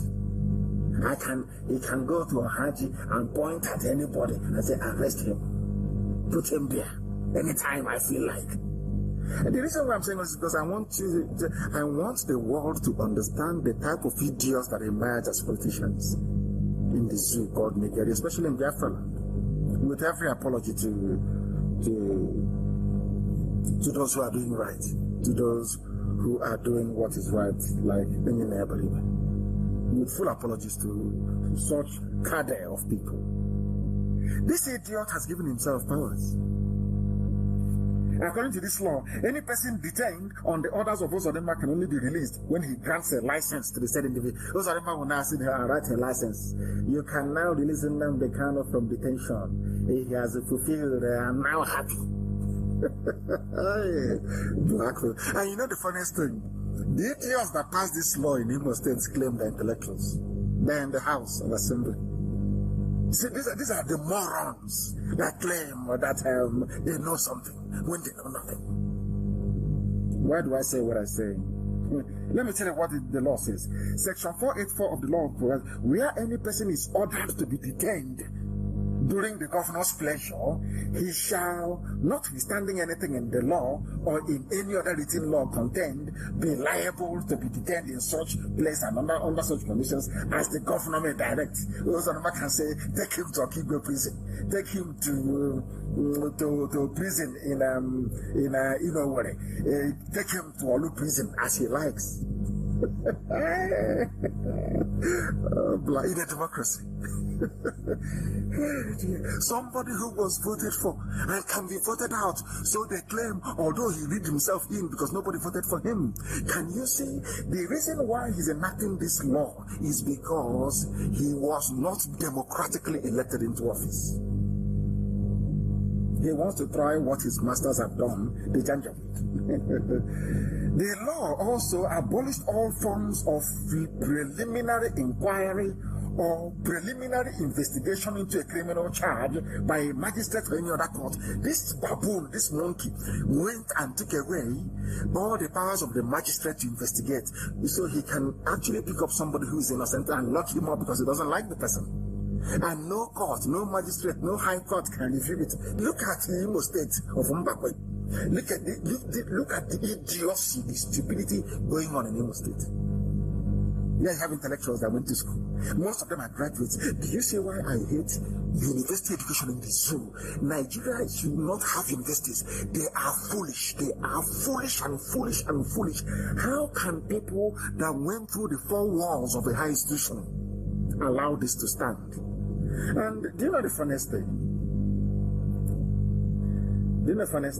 When they were being sworn in, including Hope Ozodema as the Supreme Court governor, he was sworn in with a document called the Constitution of the Zoo, written by Abdul Salami Abubakar, the Fulani Constitution of Nigeria. And in that Constitution, they swore to uphold the Constitution. And my submission, not even a supposition, what I'm saying this evening is very simple. By the mere passing of this nonsense, this feudal garbage into law, Hope Ozodema and every House of Assembly member that voted for this very stupid law in Imo State is in direct contravention of their oath of office. Because this goes contrary to the same documents that they swore to uphold. The right to fair trial, the right to be heard by a judge. When the idiot was holding the Constitution, these people, they amaze me. They have not even studied the Constitution. They don't even know what it is. That Constitution you swore to uphold says, in layman's terms, you cannot put anybody in jail without a court of law saying so. That Constitution you are holding up and swearing to uphold, and like you have now made this very stupid Janjaweed law, says that nobody can throw anybody in jail without a court of law saying so. And that nobody can hold anybody in license or whatever it is because that person is not your slave. So Hope Ozodema as foolish. That is why when you bring people who are into 419, people doing Yahoo, and you put them in a political office, I'm telling you, you are creating havoc for yourself. When people say don't vote for such idiots, you don't understand. Look at what this, because he was in Lagos doing 419, doing Yahoo. He thinks that he can, you need to chance, so you need to, you give them treasure, you convince them, you write email. He thinks that this is writing email to a potential move somewhere to drop cash. That's what Hope Uzodinma thinks he's doing. You're formulating and passing a law that goes contrary to your oath of office. Are you not an idiot? You see how foolish they are. They claim they are intelligent and they are knowledgeable. Any person detained is at the governor's pleasure. He will not be released unless the governor says so. But at least one of them, one Right Honorable Onyekama, has written a rebuttal to say his hand is not in it. So apart from Right Honorable Onyekama in Imo State, the rest of you that voted for these things, you should all be impeached and thrown away from your office. Do you know why? And I expect William to take this up. This is a law, an anti-IPOB law that Hope Uzodinma enacted. What we are saying to them is that if you're one of those that voted for it, you should be thrown out of the House of Assembly because you have contravened the oath that you took. You swore to serve under the Constitution of the Zoo, 1999 Abdul Salami Constitution. That was your oath of office. You took an oath to defend that Constitution. That Constitution says that this law that you pass, you shouldn't pass it. Anybody who passes this law should be in prison. Hope Uzodinma should be in prison for passing this law. Not only has he gone contrary to the oath of office that he took, he has taken active steps to subvert the 1999 Constitution of the Zoo. Do you see why a 419 should not be in political office? Do you see why Supreme Court? In fact, I blame the Supreme Court judges. Do you see why you shouldn't be appointing governors for people? All the fool, tanko, aeroplane turner. Do you see why you shouldn't dabble into politics? Your job is to interpret the law. Look at the idiot you put in Imo State. You see what he's doing? You can see what he's doing. The man is writing and saying, I want to use this opportunity to inform the people of Mbitolu State constituency and by extension all Imo people that I'm not privy to the clandestine insertion of some obnoxious, vexatious and anti-democratic clauses to the Imo State Admission of Criminal Justice Amendment Bill 2020. I want this to be thrown out. This is according to Right Honorable Onyekama writing a rebuttal on this very issue. You know that Nigerians, the zoo animals, when I say they say I'm insulting them. Graduates in Nigeria are a joke. That is why some of them disguise and say they don't like Nnamdi Kanu or IPOB. Because they are pained that I said that the education is wasted. And I'm going to prove it to you tonight. I'm having a sip of water. I want us to look in greater detail at what the Fulani Supreme Court Governor of Imo State, Hope Uzodinma, that went to the election in Edo. They took some people to go and falsify results in Edo. People with conscience. People with conscience, people that claim they have conscience, refer to him as a governor in Imo State. How sad can that be? Now listen to this. I want to tutor Hope Uzodinma and every baboon in Imo State House of Assembly that didn't go to school. Some of you with your forged certificates, some of you with that attended poultry farm in the name of universities. That even your lecturers, some of them, their brains are empty. Some of you do cultism, you bribe your way out. Some of you go and do whatever that you have to do to survive, and you sleep your way to a degree. I want to educate some of you who may have made it to Imo State House of Assembly. I want to enlighten you this very evening. Now, there are what is called constitutional limits on detention. Constitutional limits on detention.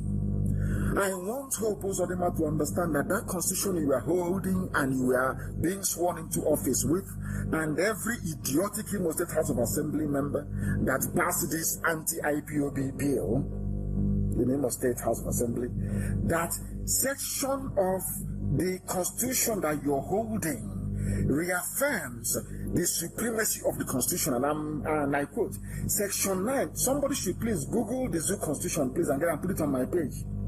Section 9 of the Constitution of the Zoo makes it very, very clear, that every treaty entered into by the Zoo is part of the laws of Nigeria, like the African Treaty on Human and People's Rights. It is a Nigerian law. It was domesticated in 1983. It was called the Enforcement Act of 1983. Chapter A9 of the laws of the Federation of Nigeria of 2004. Because all laws in the Nigeria was codified in 2004. Before that, it was the British. Section 36 of the Constitution of the Zoo, that constitution you were sworn in with, makes it very clear that you cannot detain anybody for more than 24 hours. If a competent court is within the jurisdiction of that, if the police is with a police station where the person is being held, is within the jurisdiction of a competent court of law, or where the crime was committed. Are you listening? So I'm telling the army and the police, all of you holding IPOB family members in your cells and in your guard rooms or whatever you call them, you're actually breaking the law. The Constitution says you cannot hold anybody for more than 24 hours without charging them to court. That is very clear, is there. But because the zoo is a zoo full of black people who cannot reason very well, they don't even know the law they're supposed to be upholding. Now, I want to remind who oppose them again of a very critical part of the Constitution. It says that the Constitution of the Zoo is supreme, and this is Section 1, subsection of the Constitution provides that this Constitution, the one written by Abdul Salami Abubakar, is supreme, and its provisions shall have binding force on the authorities and persons throughout the Federal Republic of Nigeria. Section 1, subsection 3 of the same Constitution says that if any other law, are you listening, Igbo State House of Assembly? If any other law is inconsistent with the provisions of the Constitution, this Constitution shall prevail, and that other law shall, to the extent of its inconsistency, be void. So all of you in Imo State that have spent time enacting this or passing this useless bill, by virtue of the fact that you have granted Hopo Zadema the powers to detain at will, that law you have made is null and void according to the Constitution you were sworn into office with. Is that very clear? Because nobody, according to Abdul Salami's Constitution, has the right to detain any other person. Only a court can do that. So you are in direct contravention of the Constitution of the Zoo, which you swore to uphold. Now, Section 35, subsection 4 of that same Constitution says that any person who is arrested or detained shall be brought before a court, not before Governor of Imo State. Any person who is arrested or detained shall be brought before a court of law within a reasonable time. And if he is not tried within a period of 2 months, anybody who is in detention in the zoo for 2 months without trial is liable to be freed on bail. That is the law, according to your Constitution. That is the law. Who opposes Odema is not very clear. So, because you're dealing with IPOB and we are learned. Some of you didn't go to school. Some of you obtained your degrees, of course, questionably, from zoo universities where you don't go to school. You're on strike for 4 years. You go for a final year and you bribe lecturers and they graduate you. They give you a worthless piece of paper as a certificate. And you start talking rubbish on social media. Have you seen it? Not even their lawyers know this. Anytime somebody is in detention for up to 2 months, they are entitled, without conviction, they are entitled to be freed on bail, unless they are awaiting trial. In other words, their extension must be pronounced by a competent court of law. It is here in their Constitution. Do they obey it? The answer is no. And you want me to call you human beings? Do you see why I call you animals? I call you animals because even the laws you wrote down yourselves, you cannot adhere to them. Section 35 subsection 5 of the same constitution, Hope Uzodimma, the Supreme Court governor. In subsection 4 of that section, they said a reasonable time means in any of an arrest you make where a competent court, you must arraign somebody within 24 hours. Within 24 hours. If you don't take somebody to court within 24 hours, the DPO is in contravention. The state judiciary is in contravention. That is what the law says, but they don't enforce it. Because a lawyer wants his appearance fee. You know, charge and bail lawyer, they'll be going 5,000 every time I appear in court. Even the lawyers are also helping to subvert the laws of the land. That tells you all you need to know. So, Hope Uzodimma, you can now see that your stupid anti-IPOB legislation in Imo State is dead on arrival. All of you, in fact, where people uphold the law, you should be impeached. And every idiot in Imo State House of Assembly that was part of this nonsense should also leave office as well. Because, of course, you have gone contrary to the oath of office you took. You have directly and consciously subverted the Constitution of 1999, which is a crime on its own. Before you engage IPOB, make sure you bring up people who are learned, people that actually went to proper school, people who can hold their own. Because here, you cannot fathom how intelligent we are. You cannot. Now, there was something that I alluded to earlier, which is very important. The reason why I'm saying this is because a lot of people don't understand what the effort that goes into the research that we make. We research very extensively, and everything that we tell you is correct. Everything, you know, some people, I know some people that were hired by some of these idiots. They come out on some social media platforms, on Facebook, and they're writing nonsense. What Nnamdi Kanu is teaching, everything I teach is correct. Come and counter it. I told you that we are all Igbo people. That's what I said. We are all Igbo people. Even when I heard the name of the governor of Cross River State, to be honest, I thought he was a Yoruba man. Somebody had adopted him in Cross River. But here he is. He is the Cross River State governor. And I want you to hear what he has to say. And I want you to focus on one thing. I want you to focus on his accent and how he speaks. These are the people that Ohaneze forgot. These are the people, you know, people say, why do you always blame Ohaneze? He's the apex. I say it's the apex in ignorance. People are ignorant. You're all foolish people. Yes, some weak as an Igbo man. But he goes outside and they address him as a Niger Deltan. Weak. Yes, some weak. Chibika Mechi. He's an Igbo man. But he goes out, they address him as a Niger Deltan. And I want to let our Ikwere brothers and sisters understand this. Some of you who are hostile to the idea of Biafra, very few numbers of you, of course, you are doing it because of abandoned property. Because Fulani gave you your brother's properties in Iguacha and you took it over. And some of you, your parents collected rent, illegally of course, a criminal rent, from houses that were owned by your relatives. And they trained you with it. And you feel ashamed of yourself. And the only way to cover your shame is to say Ikwere is not Igbo. I understand all of that. But let us listen to the governor of Cross River State. Not even Ikwere, it is Cross River State. I told you, Jaga, Mekoi, they are Igbo people. And I keep asking myself, this is intelligentsia, they are intelligent, they are elite. Intelligentsia, rubbish, garbage, elite. And you were there in all your intelligentsiaring and all that rubbish. In all of that garbage, you were there. Fulani man came and divided your land, told your own flesh and blood, your own brothers and sisters, that they are not Igbo, and you did nothing. And you call yourself a leader. You open your mouth to say you're a leader. If not for the work that Owasofia and all the rest of them, Fedem have been doing, all our people in Igodomikodo, me, I didn't even know. I never knew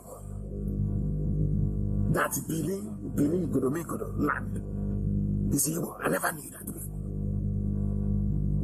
When we did our research, we came out and we said that there are Igbo people in Cross River State. Or Hanese, why are you not uniting this Igbo family? There are Igbo people in Benue. Why are you not bringing them closer? There are Igbo people even in Edo. Why are you not bringing them? They were intelligentsia. They were elite. It's 5 Igbo states. Southeast. Why did you not say no? Why didn't you resist? Because it is the Fulani telling you what to do. Now let us see if we can listen to the governor of Cross River State. Let us see if we can listen to him. If this system can allow us, let us see if we can play it for the world to hear. For the world to hear what the governor of Cross River State has to say. When I preach this very gospel, and I say that we are all Igbo people, I know what I'm talking about. I cannot get it to open for some bizarre reason, for some strange reason I don't know. Maybe they have connived. They have connived to deny us this very... I don't know why it is not playing, but I will try and play it. I will try to play it. I will try to play this very video. It is very, very important that I play it. That for the world to understand that everything we preach here is true.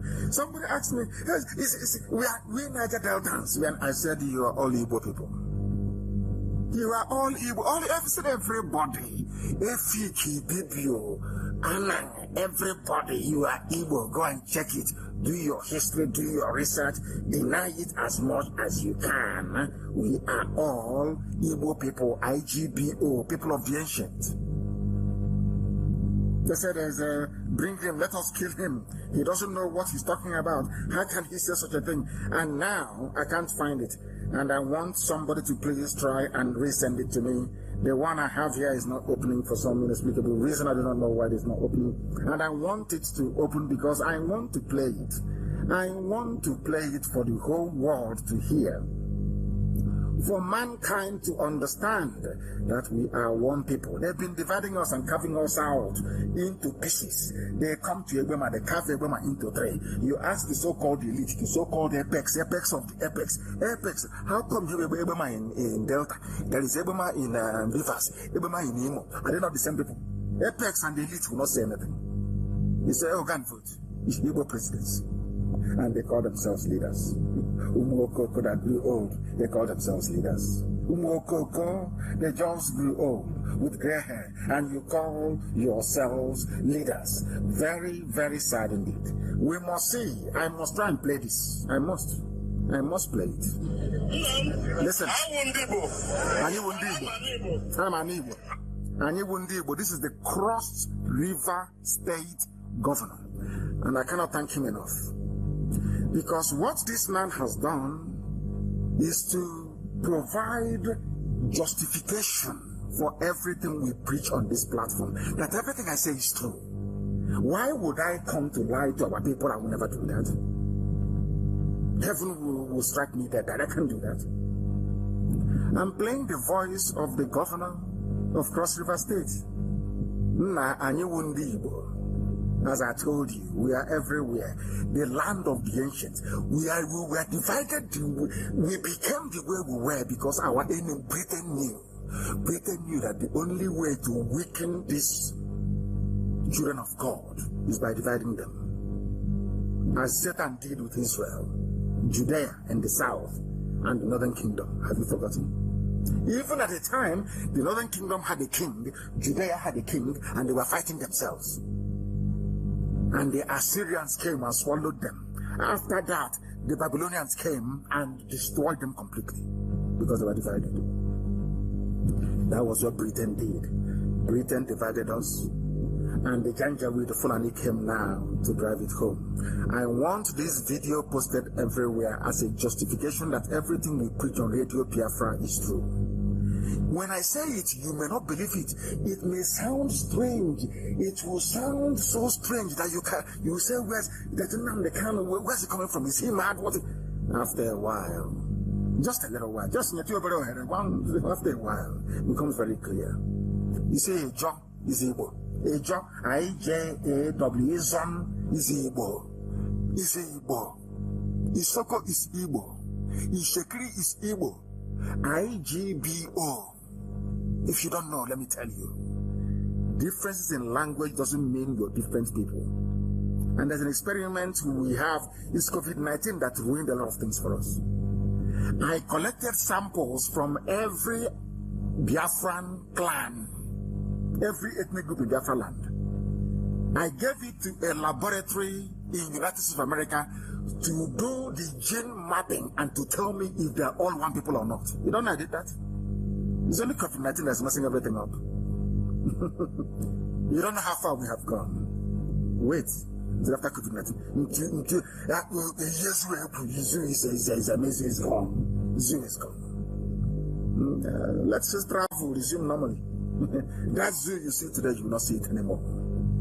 We have something in store for them that they don't know about. Everybody that we claim is Biafra by blood, by gene, by the bone. If you went to one of those zoo universities where you go on strike for 4 years and graduate after 6 months of recycling rubbish, don't come to us. We'll decimate, because your level of thinking is not up to ours, so you can't comprehend what we're saying. I told you that we are all one people and you are talking nonsense. He wants to take our land. He's coming to the land grab in Niger Delta. Rubbish. Nothing like Niger Delta. What is the meaning of Niger Delta? Let us listen to the governor of Cross River State. Listen attentively. Listen. Baby Sabo, listen. Listen very carefully. That is why the whole world listens to us.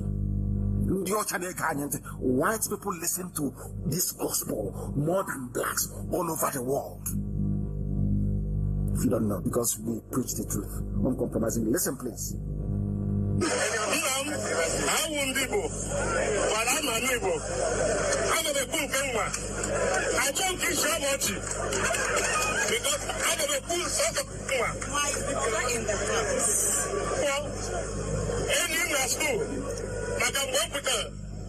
I was out on people. You speak the truth. You work hard. You do very well. We are Igbos, and when we left school, me and my friends, we are Igbos. Governor of Cross River State. Anybody who doubts anything they hear on this platform is a fool forever. We don't lie. The facts speaks for itself. But I remember what there's a way Barrister Mames used to say it is it rapsically Pete. I don't know what he used to say. When he says the facts speaks for itself. Now you understand it, don't you? Niger Delta, Delta Niger, Upper Delta, Bendel, South, and I'm calling on useless people without praying. You think I'll come here to preach what I don't know? Is that what you're thinking? Is that what you think? I preach the gospel of heaven. Heaven gives me a message and gives to the living. You think I'll come here and I'll say what I don't know? I thank the governor for finding it in himself to come up to speak the truth that the world may know, and the devil will be covered with shame. I love what this Yoruba group have said, I must say, because now people have now discovered who they are. We have preached on this platform so many times. Don't allow Yoruba Muslims to deceive you. And now this group has come up. What is their name again? The Yoruba Muslims have been the weakest link within the ethnic nation because of the habitual affiliation. This is actually a statement from a Yoruba group, and I'll read it very carefully, please, and I'll try and round it up as quickly as possible. A new Yoruba Muslim group, YOMPEC, YOMPEC, vows to work with OPC, Yoruba World Congress, Akoya, and others to fight for self-determination. This is what I love about them. Yoruba Muslim group, Let me tell you what I've said. The Yoruba ethnic nationality is gradually but steadily pulling its components together in preparation for the final push for self-determination. The Yoruba Muslims have been the weakest link within the ethnic nation because of the habitual affiliation of this segment of the populace with their fellow Muslims controlling the Sokoto Caliphate in the far north. Spillover in the realm of politics has produced MK Abiola, Bola Ahmed Tinubu, both are Muslim Yoruba who have provided veritable conduits for the Fulani hegemonic influence to be felt so acutely in Yoruba land in recent decades and era. Throughout the era of military rule, Northwest Alliance seems to have come naturally because, as I told you before, everything I tell is the truth. I was telling you before that the weak link in Yoruba land are the Muslims. I've told you that before. And now, it is coming from the mouth of Yoruba people as well. So why would any sensible person doubt what we preach on this platform? I was saying it before. It's a dumb preach. I said I will say it. Of course, it's the truth. Once it's the truth, I will preach it. I told you that Bola Ahmed Tinubu is one of those people. The reason why they brought out MK Abiola was because he was a Muslim. People would then say, how about Obasanjo? Obasanjo came about because Obasanjo was a loyal servant of the Caliphate. Obasanjo voted for Shagari. That was his enmity between, that's the basis of the enmity between himself and Awolowo. Awolowo got the polling, is it the returning officer, whatever they call him, the polling station of where in Ota when Obasanjo voted in 1979. And they wanted to know who Obasanjo voted for. Obasanjo voted for Shagari. Go and ask Obasanjo and he will tell you. So we have always known that the weakest link in Yoruba land are the Muslims. Now, rather than coming out to castigate Nnamdi Kanu for saying it all the time, why is he saying this? They have now gone and had a rethink. They have weighed what we told them and they've seen it's the truth. And now they have come out in full force. That, in a nutshell, the young Yoruba Muslim values the kinship with his fellow Yoruba man than other adherents of Islam from northern Nigeria, and they are determined to show their new mindset by joining the self-determination quest for an independent Oduduwa nation. This is a big deal because this shift in alignment is designed to drastically alter the geopolitical balance in Nigeria going forward against the Sokoto Caliphate. As if to expunge all the unsavory memories of the past, the Muslim youths have resolved to replace the name Jumatu Islam with Yoruba Muslims People's Congress, YAMPEC. And I commend them immensely. I commend them immensely for this. Very, very powerful. Very, very immense. And they must continue on this very line. Because Fulani is the problem. A Hausa man has no issues. I'm very, it's very, very sad that the Middle Belt allowed themselves to be deceived. But of course, they've apologized and we've accepted the apology. So it's fine, we're moving forward. We love everybody the same.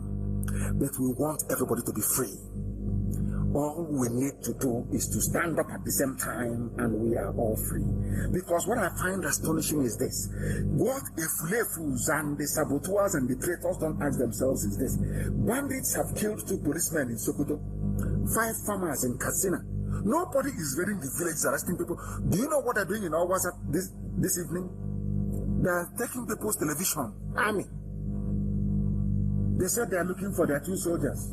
And a soldier was injured and receiving treatment in a hospital. The soldiers came and they're taking away people's television, taking away their stereo, taking away their mobile phones. Some of them are even carrying their furniture, their city, to army barracks. Some of these things, you think you are living in the era of, I don't know, maybe Conan the Barbarian. I don't know, I don't understand. Or Welsh's 1 million BC. This is happening in the 21st century. The army will go into a village and be stealing people's properties in broad daylight. That the soldier was injured. Unbelievable. But bandits have killed 2 policemen in Sokoto. I want to hear that very place that this thing happened, that they have gone there, they've raided the village, they've killed everybody. And those supporting this type of terrorist policing in our land will be held accountable for it. All the judges who are making money, who are in cahoots with the police commissioner and the army commandants of the various divisions they have in our land, bring me IPOB people, let's make money of them. One day, you will use your mouth to vomit all that money. And I have some names for our people here this evening. Names of those making life difficult for our people. Names of those who have gone about working with the zoo army, the terrorist army, to terrorize our people. Now, in Owaza, in Oko here, in Imo, a place called Imo Gate, in Owa, army have been arresting people, especially in Ozoako and Imo Gate. They have been stealing people's properties and cutting them away to Asa High School. Yeah, I think Asa was a high school and they closed it down and they turned it into army barracks in our own land.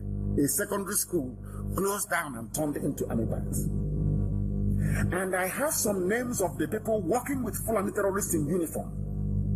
They have asked the villagers, the youth in the village, to go into the bush, to go and look for whoever killed soldiers in Okoye. We don't know who killed their soldiers. But they have said, go and look for them, that they are blaming IPOB for it. Chief Boniface Nwokojim, I'm giving you the names of the traitors we have in our land. Boniface Nwokojim, Chief Martins Nwosu, Chief Okosisi, they call him Okosisi 1 of Okoya village. And for Uzuaku village, we have Chief Richard Mwabara, Chief Ogogo Elijah, who is the traditional prime minister, and somebody they call His Royal Highness is a Godwin Okanna in Ipu South Autonomous Community in Okwa West at the state. These are the traitors we have working with Fulani Janjaweed in our land. And funny enough, in this Okwa was the same place that this army, during Operation Python, killed our people and dumped their bodies inside the Boro pit. These same useless people there never came out to say anything. And I'll give you the names again. Chief Boniface, anywhere you see this man, please, anywhere you see him, any of them, give them IPOB treatment. If they come into our bar, they know what will face them. Anywhere in Iguacha, anywhere you see any of these people, Chief Boniface Nwokojim, Chief Martins Nwosu, Chief one they call Okosisi 1 of Okoya village, and from Ozuaku village, there's somebody called Chief Richard Nwabara, Chief Ogogo Elijah, who is traditional prime minister, and His Royal Highness, this so-called Royal Highness or Royal, his Royal Disgrace. Anywhere you see this man, you teach him a lesson. These are the traitors in our land working with terrorist army and police to give Fulani land in Oba. These are the criminals doing it. And I'm warning them this night to the hearing of the whole world. Should anything happen to Prince Akanwa, who is the coordinator, IPOB coordinator of One Man Country Zone, is called. One Man Country is a zone we have in Oba. Who right now, as I'm speaking to you, is the military are holding him. They have tortured him. I'm not sure he will survive till tomorrow morning. His name is Prince Akanwa. He was beaten to an inch of his life, and his media officer as well. They are currently at a high school Fulani military camp with all his property stolen. So this is for the world to know. If anything, should anything happen to Prince Akanwa, the coordinator of IPOB, in a place called One Man Country Zone in Oba, all of these people will pay very dearly for it. This idiot called Chief Boniface Nwokojim, Martins Nwosu, Okosisi 1 of Okoya village, Chief Richard Nwabara, Chief Ogogo Elijah, His Royal Highness is a Godwin Okanna. All of you will pay very dearly for it. Not only in Oka, this same nonsense is happening in Ebonyi State. There is a traditional ruler in Afikpo South. There is a traditional ruler in Afikpo South making life difficult for our people. He has also taken money from Mietiala to establish a Fulani village in Afikpo South. His name is Apostle Okorie Ekumankama. And I am shocked because I have a lot of respect and regard for the Kumankama family.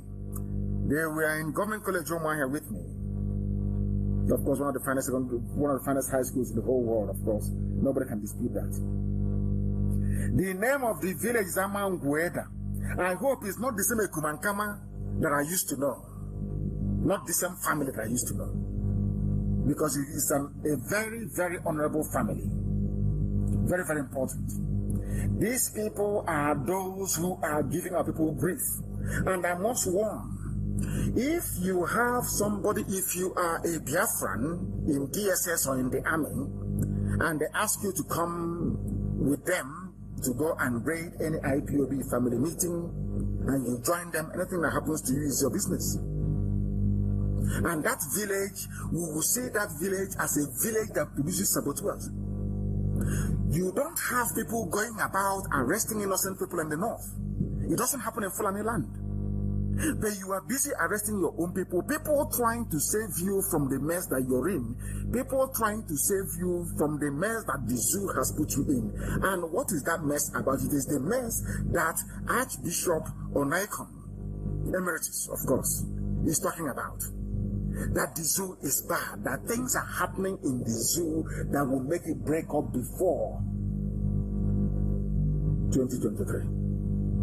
Those are the things that we are trying to salvage. I know maybe because of my outspokenness and the fact that I lead IPOB all over the world, some people have connived not to give light to the entire Ibeku clan where I come from, in Abia State.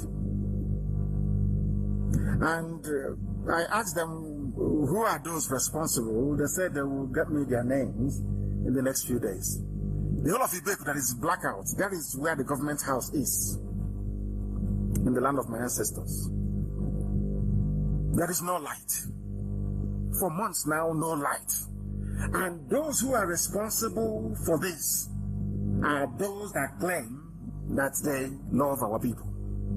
I'm giving them only 5 days. No, not 5 days. I'll be on air again on Wednesday.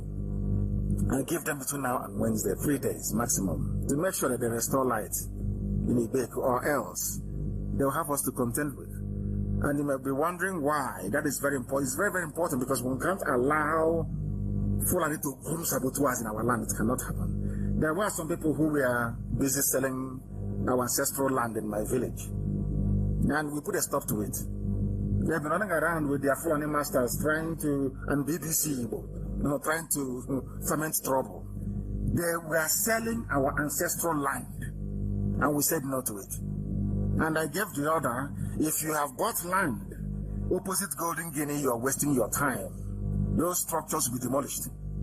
You are wasting, I don't care if it's a hospital, a church, or whatever, they are ancestral lands, is for the community, it doesn't belong to anybody. I don't know what is getting into our people these days. Everybody is busy selling land. Go and look for something to do than selling village land. Is that an occupation or what? Can try that elsewhere, not in Afaruku, you cannot do it. Every land taken or given to individuals will be returned back to the people, including old timber shed, which will be returned back to the people. The era of that garbage has come and gone. You can take your lights all you like. I'm giving you from now till Wednesday to return the light in Ibeku. It must come back.